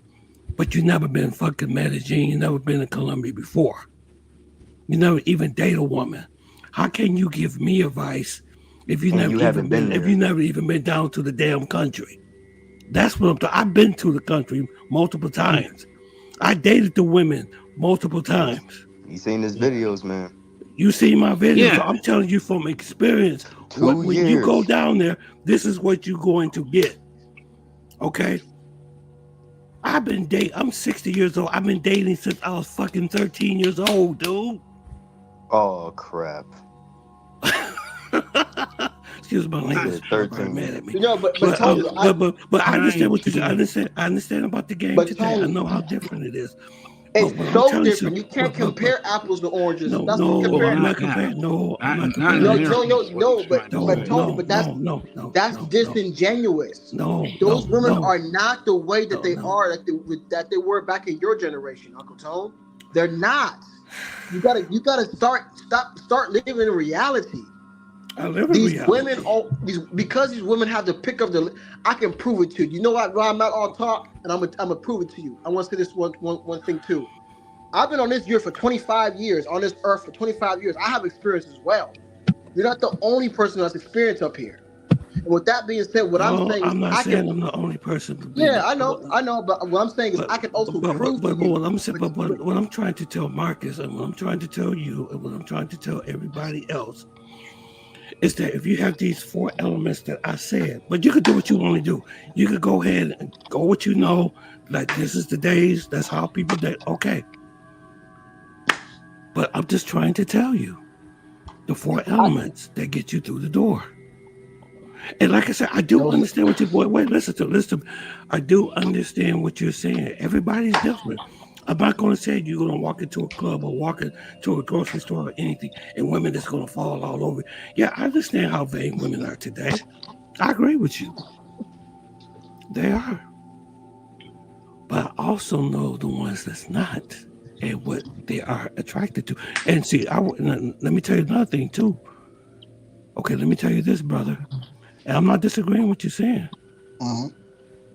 But I work in a hospital and I work with 95% women. Mm-hmm. 95% of the employees that I work with in the healthcare field are nurses. Some of them are doctors. Some of them are lab techs. The great majority, 96% of them are women. And I talk to them all the time. I interact with them all the time. So they tell me. And those are the 4 elements from experience and from what, okay, you want data? That's the data I have. Okay. I said, what is it? I said, what is it that you find in man that is attractive? Sometimes I ask them that question just out of the blue. I said, does size matter? Do you want somebody 6 feet tall? Do you want this? Do you want that? And one of the major things they told me is that they're like a man to take charge, a man with self-confidence. But go ahead. Y'all go ahead and do what y'all want to do. Yeah. Go ahead. Tone, but here's the thing: women will say a lot of things to you. They'll say a lot of things to you. They'll tell you that you gave her the absolute best sex in her life, and that may or may not even be true or not. So, with that being said,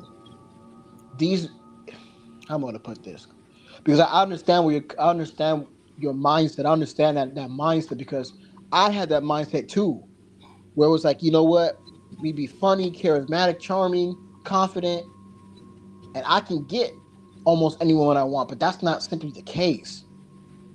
And it would be doing a disservice for me to sit here and tell guys that, and lie to them, either lie or be ignorant myself and tell them a lie without me knowing or not. These women, if you go on the dating apps, just to give you, for example, a large majority of these women filter out men who are not even meeting their certain height requirements, who are on dating apps. That's the piece of data that I can bring to you. I can bring you a piece of my own. And you say personal experience, I'll give you my personal experience. I had a woman one time. I went up to a woman in a party, and I talked to her. You know, I was being funny, charismatic, confident, all of that. And she said 2 seconds later to me. She said, "Oh well, now that I think about it, you're kind of short. So no, bye." Now I took it in stride. I didn't, let me get that. Took me off my pivot. But what I did do, I took that as a pocket. I said, "Boy, why is women becoming so picky nowadays?" Because even when I was growing up, they weren't quite as picky. I can kind of remember a time before social media was really heavy like that, kind of. So, what I'm trying to simply say is this, and this goes to any young man. I'm not saying give up, but what I will say, what I will say is, you guys focus on your physical and your online image first. Forget the confidence. Forget all the game, all the race game. If you fat, you 250 pounds, get down to a respectable weight and get some muscles on you. Clear your skin up. Fix your teeth. I do agree with what Tony says about properly groom yourself and present yourself in a way online that has a great online pristine image. You know what, Chris? Focus on the confidence after. Okay. Go ahead. Let me say something. Chris just wrote something very, very cool. He said, Tony, those nurses and doctors you talk about, what places do we go in order to meet them?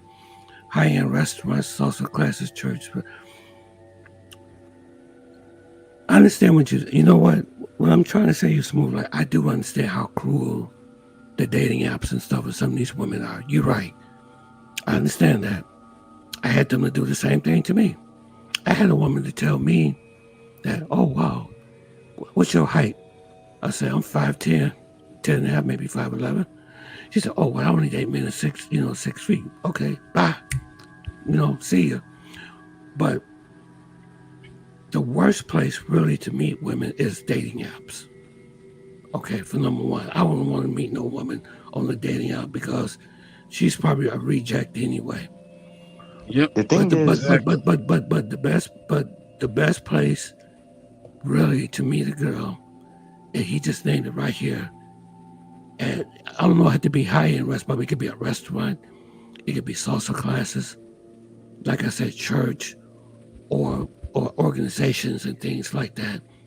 You know, that women, you know, that are more, how can I say, they're more down to earth, Yeah, a they're little more bit open. more realistic. But if you're going to clubs, if you're going on dating apps, if you're going to strip clubs, then you will get Hell no, you know, strip clubs. Oh God, yeah. no, that's let me when you just go in to pay. What you see, you know, to get they used to be an That's it, old school. man. They used to Sorry. be. Let me tell you, they used to be an old school saying, "What you see is what you get."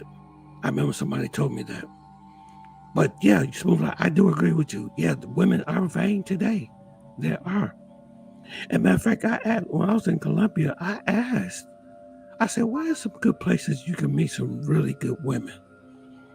And they said, you can meet them at the dance classes, at the language places, the language classes they have, the art, you know, you got to, you like, matter of fact, Life with David, the YouTuber, Life with David, he talked about that, about foreigners, they come down to Colombia and stuff, and they go to the wrong place. They go to Club Gusto and think they're going to find a wife in there, you know, but more than likely, you'll be finding maybe a working girl, more than likely, in the club.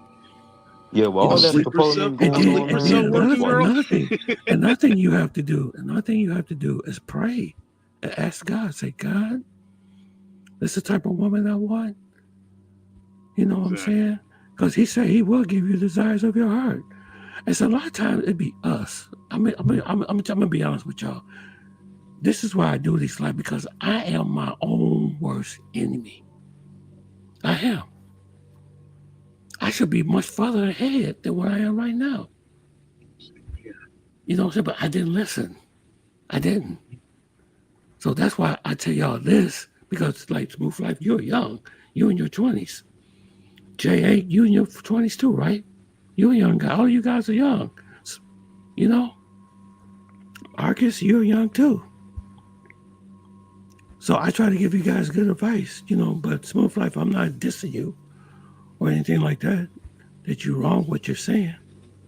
You know, so hope that helped. No, I hear, you know, I yeah, you're right. understand. They are cruel. They are. These women, I'm not dismissing that. They are. Some of them are.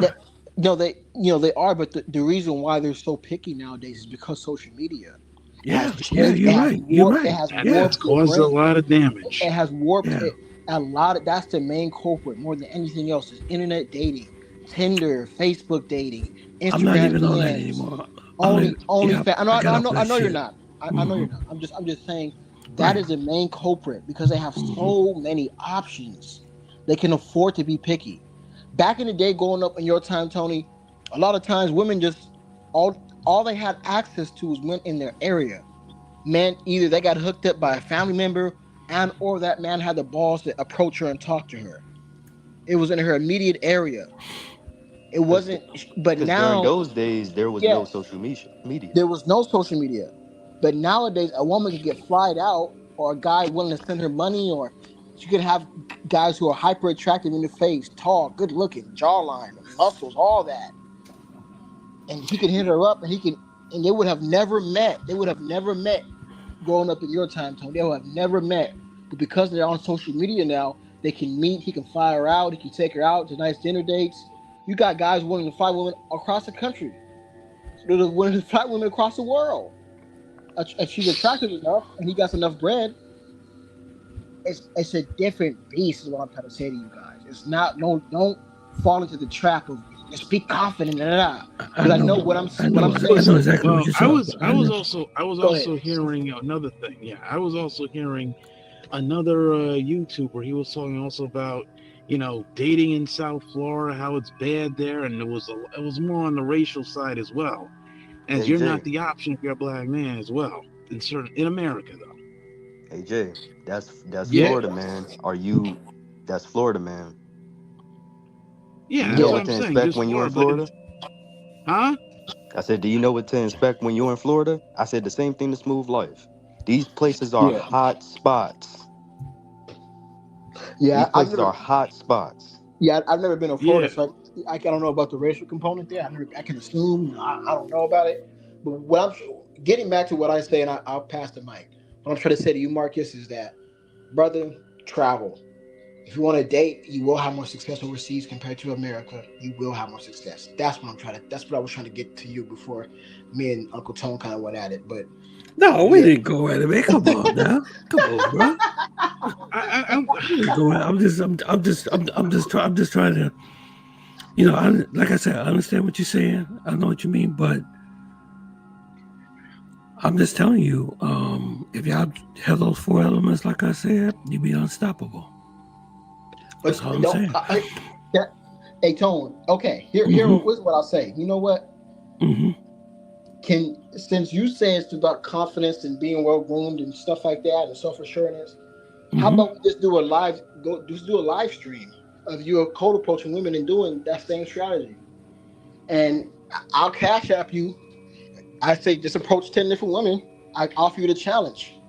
Approach You know 10 what? different women. Can I be honest with you? That sounds dating coach like. No, but that's the point. That's what But dating coach will tell you. That's It's what all these about dating confidence. coaches try and tell you, like certain It's all about guys. confidence. Remember, it's all about game and confidence. And then you get shut charismatic. down 12, 15 times. You know what? Yes. Gotta be in friendly environments.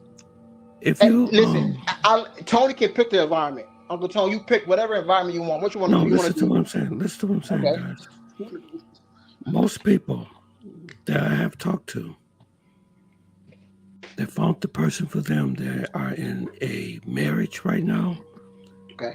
They are doing very well. Okay. Okay. They said the way how they found their wife, guess how they found them. Take a lucky guess. To a friend. Approached her. Nope. Confidence? Nope. Well, but nope. They found the person that they're supposed to be with when they wasn't looking. That's when it happened. And I heard this so many times. I'm talking about people who are in successful relationships. I'm not talking about this. I'm just talking about people that they get off a dating app or a strip club or Club Goose Gold and stuff like that. Because I'm gonna tell you something. I'm not down on what you're saying, smooth life. I know what you're saying is true. Okay. I know that these women can be very cruel, and they can be very, very narcissists. A lot of them are narcissists. They are. And you're right. I've had better luck traveling and dating foreign women than I have dating American women. You are absolutely right about that. Mm-hmm. But Uncle Tony, go ahead. thank you for I hear you, but you have all this like game and confidence, like for real. As an OG, you should lead by example. Like you say that they found their woman because they it was unexpected. Well, just approach a woman who's not looking at you. Just cold approach her. Who wasn't expecting you to do it. You know what? I'm at a point right now. I'm gonna be honest with you. I'm at a point in my life right now. I'm working on Tony right now. I'm getting my soul together, my salvation Come on, together. Uncle Tone. No, I am. I want to still prefer. I want to no. see it. I really want to see your game. I'm not even joking with you, Uncle Tone. For real, I want to see it. But I'm just saying that that's why I'm right now working on myself right now. I am seriously. Okay. I'm not going on my way for. Well, no. But listen to me. There's things that I know I need to fix. You know what I'm saying? Because when I do meet that right person or that somebody, I won't be at a point where I can receive her. When God sent me that woman that He wants me to be with, I want to be right. So what you guys should be doing is just keep preparing yourselves. Just keep preparing yourself.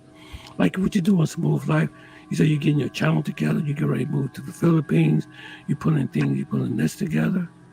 You putting that together. But Uncle You know. Uncle Tone, didn't you say that that's all you really need is be well groomed and charismatic? I know you say you're working on yourself, but according to you, all you need is just game and charisma, and then that's and being well groomed, and that's that. Right? Well, like I said, those 4 elements took me a very long ways, and I'm just saying I do understand what you're saying, and believe me, I have seen men with a lot less than what we have. You know what I'm saying? They had those 4 elements, those 4 prizes, and believe me, they done extremely, extremely well. Yeah, what they're doing, agree. what they're doing right now, I don't know what they're doing right now. I appreciate. Hey, you know what? Thank you for being honest, Uncle Tone. I appreciate that. No.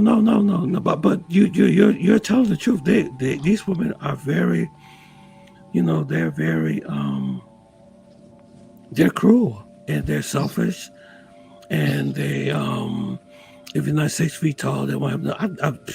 I've dealt with women like that before, but also I dealt with ones that didn't care about my height. Like, look at this picture right now. This suit right here I'm wearing right now. Hey, I'm. Oh, go ahead. Hey, Tony, I do gotta go. I'm sorry, I gotta leave a prep. No, go ahead. I'm getting ready to start the lab in a few minutes anyway. Marcus, brother, it's been a pleasure. Quaid, it's been a pleasure. Marcus, what I say to you, as what I say to you, man, get out and travel, man. One thing you know about me, man, I always tell you the truth, man. Don't listen to these game coaches who just tell you it's about confidence. That's not true. Focus on your physical, focus on your online image, and then you can start dating or at least have more success. But honestly, with your circumstances, you're just best to go to like the Philippines or something like that and find love. Because out here, it's not very conducive for average men, right? Or so. Just being honest with you, brother. Uncle Tone, it's been a pleasure, man. It's been a pleasure, brother. Thank you for the super chat too, brother. Yeah, no, of course. Okay. You guys have a good one. You too. Yeah. Hey, I just want to. Can I say something? Yeah, go ahead. Yeah. Did you catch what happened last night? What happened last night? What happened now? So much happened. What happened was the Knicks, man. What happened? They beat the Pistons. Yeah, Jalen Brunson. Yeah. Oh wow. I know he's gonna be pissed. He was launched. He dodged at Tara Thompson, and then he shot the 3 with 4 seconds remaining in the game. They won it. They pulled it off. That game was back and forth, man. It was back and forth. My Knicks were up in the first quarter by 15. Then your Pistons came back to take the lead, and they were up by 2. Then the Knicks came back with a 11-point lead in the third, but then it got blown away, and I was thinking, oh my God, they're going to go, the Pistons are going to win this game. They went up by 6. Actually, 7. My God. Then Jalen Brunson just took over. He made miraculous shots. And then that 3-pointer, boom, right there. You know what, man? I gotta get my sports channels back again. I'm just gonna have to pay for it. But see, I had it with the Lions, then I let it go because it was just they see the problem with these platforms is that to watch this game, you gotta have this. They want you to have Amazon Prime. Then to watch this game, they want you to have Peacock. To watch this game, they want you to have Paramount. It's like you just keep jumping around. I mean, come on, man. Good. No, I can't watch the games like I used to. See, I went to a sports bar actually to watch it. Buffalo Wild Wings. You know what? They're closing on the Buffalo Wild Wings, right? There's nowhere to go anymore.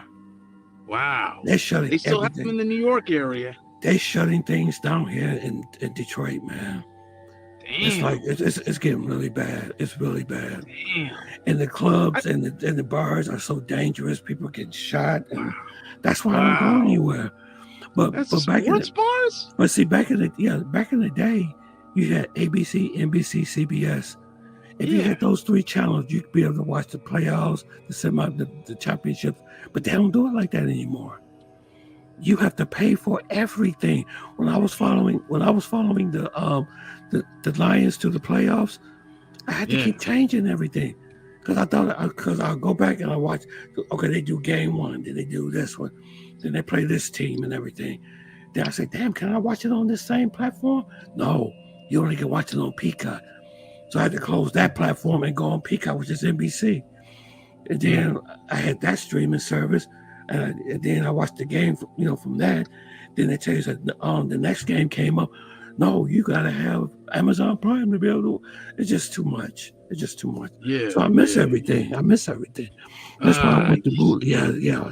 He said he went to bootleg TV streaming costs way too much money for a few things and want to say, yeah, it is. That's horrible. It's horrible. And I try to do things the honest way. I try to do things the honest way. I know bootlegging is like, and everything. That's what you're doing. But, back in the day when Jordan and all of them were playing and stuff like that, you used to be able to come, watch. You'd be on ABC, NBC. We used to watch NBC all the time. They used to have the games on all the time. All the playoff games, all the championships, everything, just one channel. Yeah. But not no more. They just want to just suck you out of this money, suck you out of that. So I missed all that with the Pistons. I'm sorry. Wow. Yeah. And that's my team. I was, I grew up on the Pistons, like Joe Dumars and Isaiah Thomas and all them, Dan Lambier and all. Shoot, I remember those guys. Yeah. They were able to answer the evil Bulls. Yeah. But then when they overtook you guys, then we tried to see if we could overtake the evil Bulls and Jordan, and we couldn't do it. Yeah. In '93, man, the Eastern Conference Finals. Charles Smith, Game 5, he was supposed to be my high school graduation present. Yeah, but and we then used to the following year, they the Knicks got in the Eastern semifinals. The Knicks got a gift call from Hugh Hollins. Hugh Hollins on Scottie Pippen. I remember that. Big Knicks fan here. And then we used to meet the Lakers. You remember? Oh yeah, you guys. Yeah, did, when Magic Johnson was playing too. You remember? Yeah. Oh my God. Yeah. Yeah, I'm a straight up Pistons fan, but when these networks and these owners and whatever these people doing, trying to suck every little nickel and dime just to watch a game, I mean, come on, dude. And then let me tell you something. I did. And then you know what? I got the YouTube because I want to follow the Lions because I love the Lions. I want to follow them. TV. And I got the YouTube channel. They wanted like $84 a month. And guess what? They still didn't play all the games. I said, I pay you guys $84 and I can't watch all the games. And then when I went to Colombia, I wanted to watch the NFL, today. I wanted to watch the NFL on my phone. The NBA? Oh. Yeah, no, it was the NFL at the time I was in Colombia. You couldn't watch it there. You have to have a VPN to be able to watch it. YouTube, you can't even watch YouTube sports and a lot of the stuff from foreign countries. You have to get the VPN. You do gotta get VPN because VPN helps. I think it's supposed to help with keeping your situation private or something like that. Yeah, that's what I heard. Right. But in Colombia, you can't watch the NFL.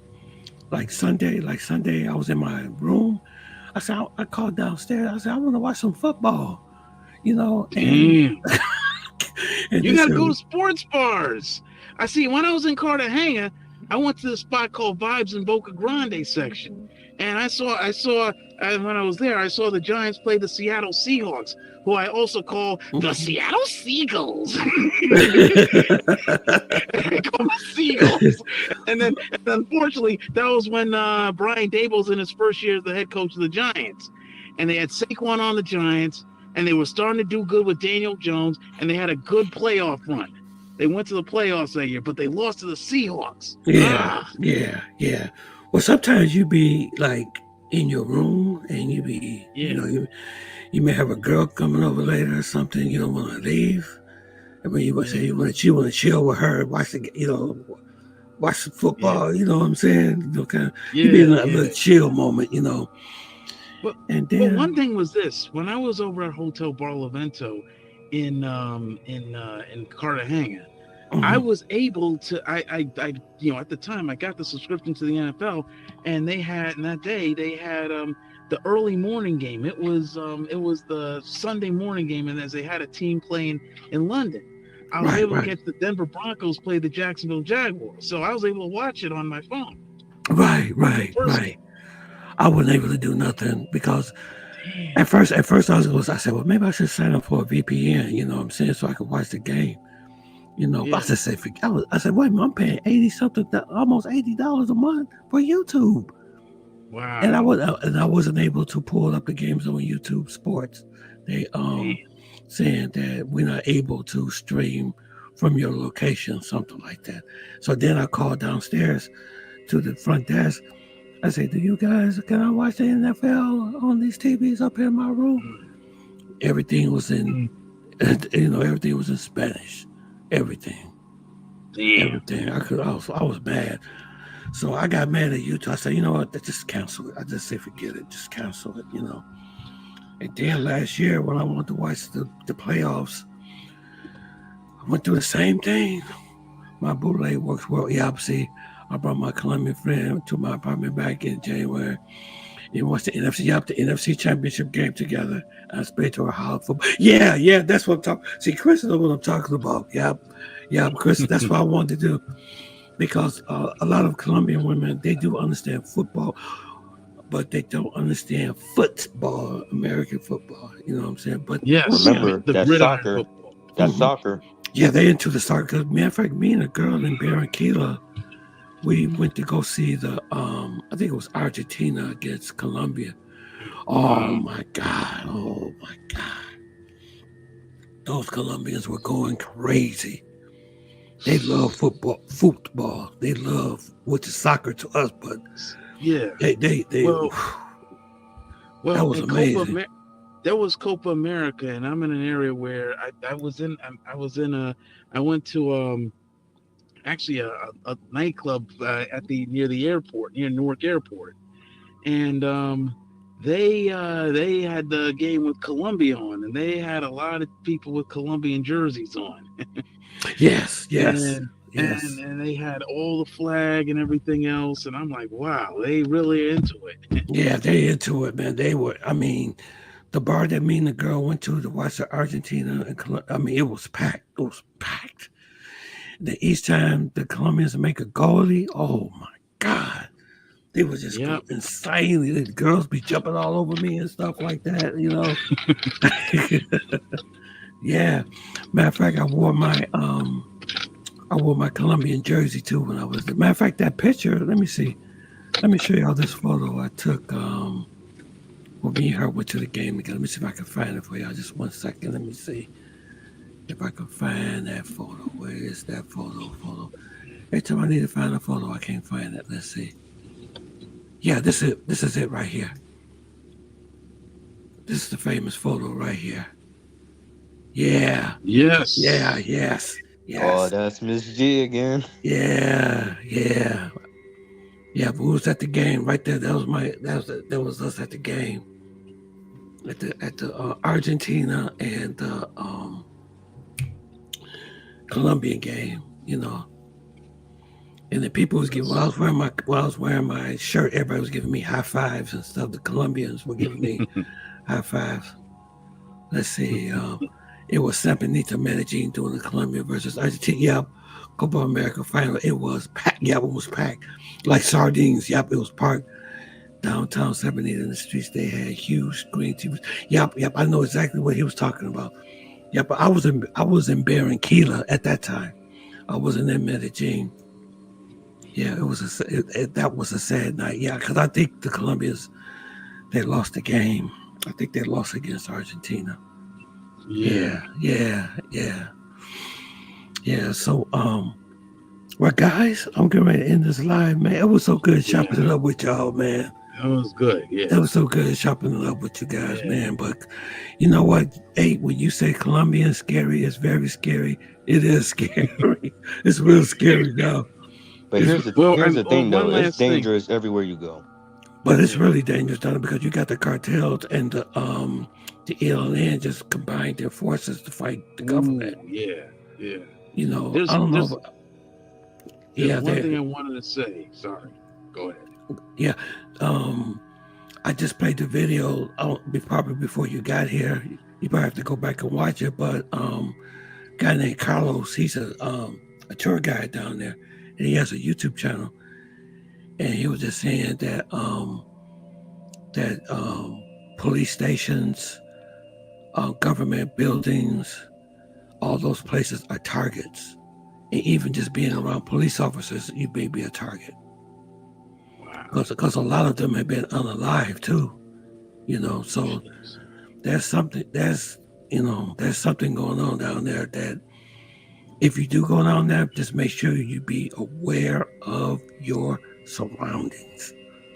You know, so I'll just let y'all know, because when I go down there, I'm gonna let you guys know every second what I'm doing, okay? Okay. Yeah, I'll let you guys know, you know, that I'm safe and everything, you know, because it is getting kind of. And then another thing that's happening, Christmas list, he's down there right now, and it's a lot of rain. It keeps raining, and it's creating floods and stuff and flash flooding. Jeez. Yeah. Jeez. Yeah, the weather is really bad down there. So you may be flying down there in the plane, and you're gonna be. Oh man. Yeah, it's gonna be. If I go this time, it's gonna be a challenge. It's gonna be a real challenge. You know. You stay safe, man. Yeah. I'm gonna stay safe, man. So, and you guys do the same too, okay? Okay. Hey, wait a minute. What happened on? I think it will be nearly 6 years now since you've been on the romance tour. Okay. Because 2019 was actually nearly 6 years ago now. Yes. And, you know, I mean, we in May, so next month it will be June, mark Yes. 6 years since you've been on that romance tour. You mind letting me know what happened? Well, I'm gonna tell you this then. I'm gonna end the live. I'm gonna tell you this. The romance tour, you can find a good woman in those romance tours. You can. And you know what you see, Marcus, what you need to do, get away from how short you are, how you look, and everything. Just focus on yourself as being, this is me, this is who I am. I don't need nobody to approve me or disapprove me. This is what I am. What you see is what you get. But those romance tours, one thing I didn't like about it, I'm gonna tell you the cons that I didn't like.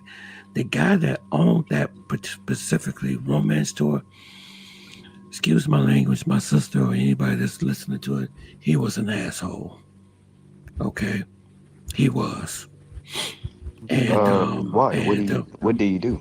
Well, he tried to extort money from me. He tried to, and this was an American guy. It wasn't a Colombian guy that did this. This was American from Florida. And I did have a good, but he did provide the Airbnb. He did provide the girls, you know, that I picked for the romance tour. And I did meet some really good people from the romance tour. I did. You can meet some really good women in that romance tour, but I wouldn't refer you to the one that I went to. They got different ones down there. Yeah, but which ones? They got one called Medellin.com. That seemed like that's a pretty good. Huh? That one is actually the AFA. AFA, what you mean? A foreign affair. A foreign affair. Okay, that's what they call it? Yeah, where they basically have Medellin dating, Costa Rican woman, Peru woman. Okay, right. Yeah, that's all ran by the same company. Yeah, but what you can do, what you need to do, this is what you need to do to save your money, because those romance tours are very expensive too. They cost thousands of dollars. I mean, people have been lucky. People have been lucky on those. My cousin found his wife on the romance tour, the one that I went to. But you know what? I'm gonna tell you something. I wouldn't tell you not to go with the one that I went to, because he did provide the Airbnb. He did provide the translator. He did provide other Oh, things. greedy translator. Yeah, he give you a translator too. But if you decided to go that way in the one that I showed you, I'll hook you up. I'll make sure that I direct you all in the right directions. Yeah, hey, Okay? I want to go, man. I want to go. I'm not comfortable meeting those girls off the street and all that. Here's the thing though. Before you say, oh yeah, don't mess with prostitutes. Trust me, man. I don't play about that. Women got to be genuine. That is a that no like gotta be. You know what I mean? Well, I most don't I know you I know you like Colombia because you know what I mean you like how those nines and tens are, but I'm like that don't phase me. Usually when I see a pretty girl, I already know that she's no good. You know what I mean? Because I'm like, nah. Because that means you trying to seek attention from other guys. You know what I mean? If you got a big booty, I'm sorry, excuse my language. If you I'm got a sorry. big cake or if you got big boobs, then basically hmm you're trying to attract other men. You're trying to get hmm attention. You get what I mean? And I'm Well, like, see, okay, let me tell you. Okay, let me tell you this about the romance tour. Okay, the romance tour is basically for men. They usually are businessmen. Businessmen, they know what they want. You know what I'm saying? They pretty much focus on most of those guys that go on those romance through men's that use those services. They don't go to Colombia like me and you. I mean, like me and Aid constantly traveling. and Chris to where we go. We go multiple times. You know, most of those guys go to that. They're looking for a wife. They want a Colombian wife, and basically the the other name for a romance tour is called mail order brides. That's what they really are. They Now, like here, mail order brides, and what they do is wait, what what did they Chris say? He Chris said said, some Marcus, women. some women may ask you in 2 to 3 days, then ask you to pay their apartment. So you need to meet up dates to find out if she can be long-term friends with you. Yeah. See, Hold on, wait a minute. Hold on, Chris. Now, here's the thing. Because I know how. You know I've been watching you, Tony. You know I've been hmm watching you, so you hmm know I got a lot of homework up my sleeves. hmm So I know that they can be very manipulative, they can gaslight, and that's why I like these ones that go to university and have jobs. hmm That way you don't turn. I mean, here's the thing. It's our role to provide. You know what I'm saying? hmm We are men. hmm That is our role to provide. That is our role. Right. But there is a difference in between doing your part and it being used against you. hmm It's like, man, you know what I mean? Like, is this like, because you don't want to just be a provider, you know what I'm saying, in the girl's eyes. I'm like, come on, man. Like, you saying that you're a wifey material. So I'm like, act like a wife. Real wifey material women don't think about money, don't think about height. They like, man, this is my guy. I'ma stand by him no matter what he goes through. Like hmm it could be raining Exactly. outside, I'ma stand right next to him. You know what I Right. mean? If he's hurt, you know what I'm saying? I'm hurt. hmm You know what I mean? If he's happy, I'm happy. He made Right. it through college, whatever, I'm gonna support this guy. hmm So how do you call yourself a wife? Like no disrespect, but how do you call yourself a wife hmm and you don't even stand by the name hmm when you're too focused on money and stability and you know what I'm saying just basically trying to use a person and then you take it a step a whole way left talking about some you want to be a mother someday. I'm like, are you thinking? But You said you most, want to be a parent.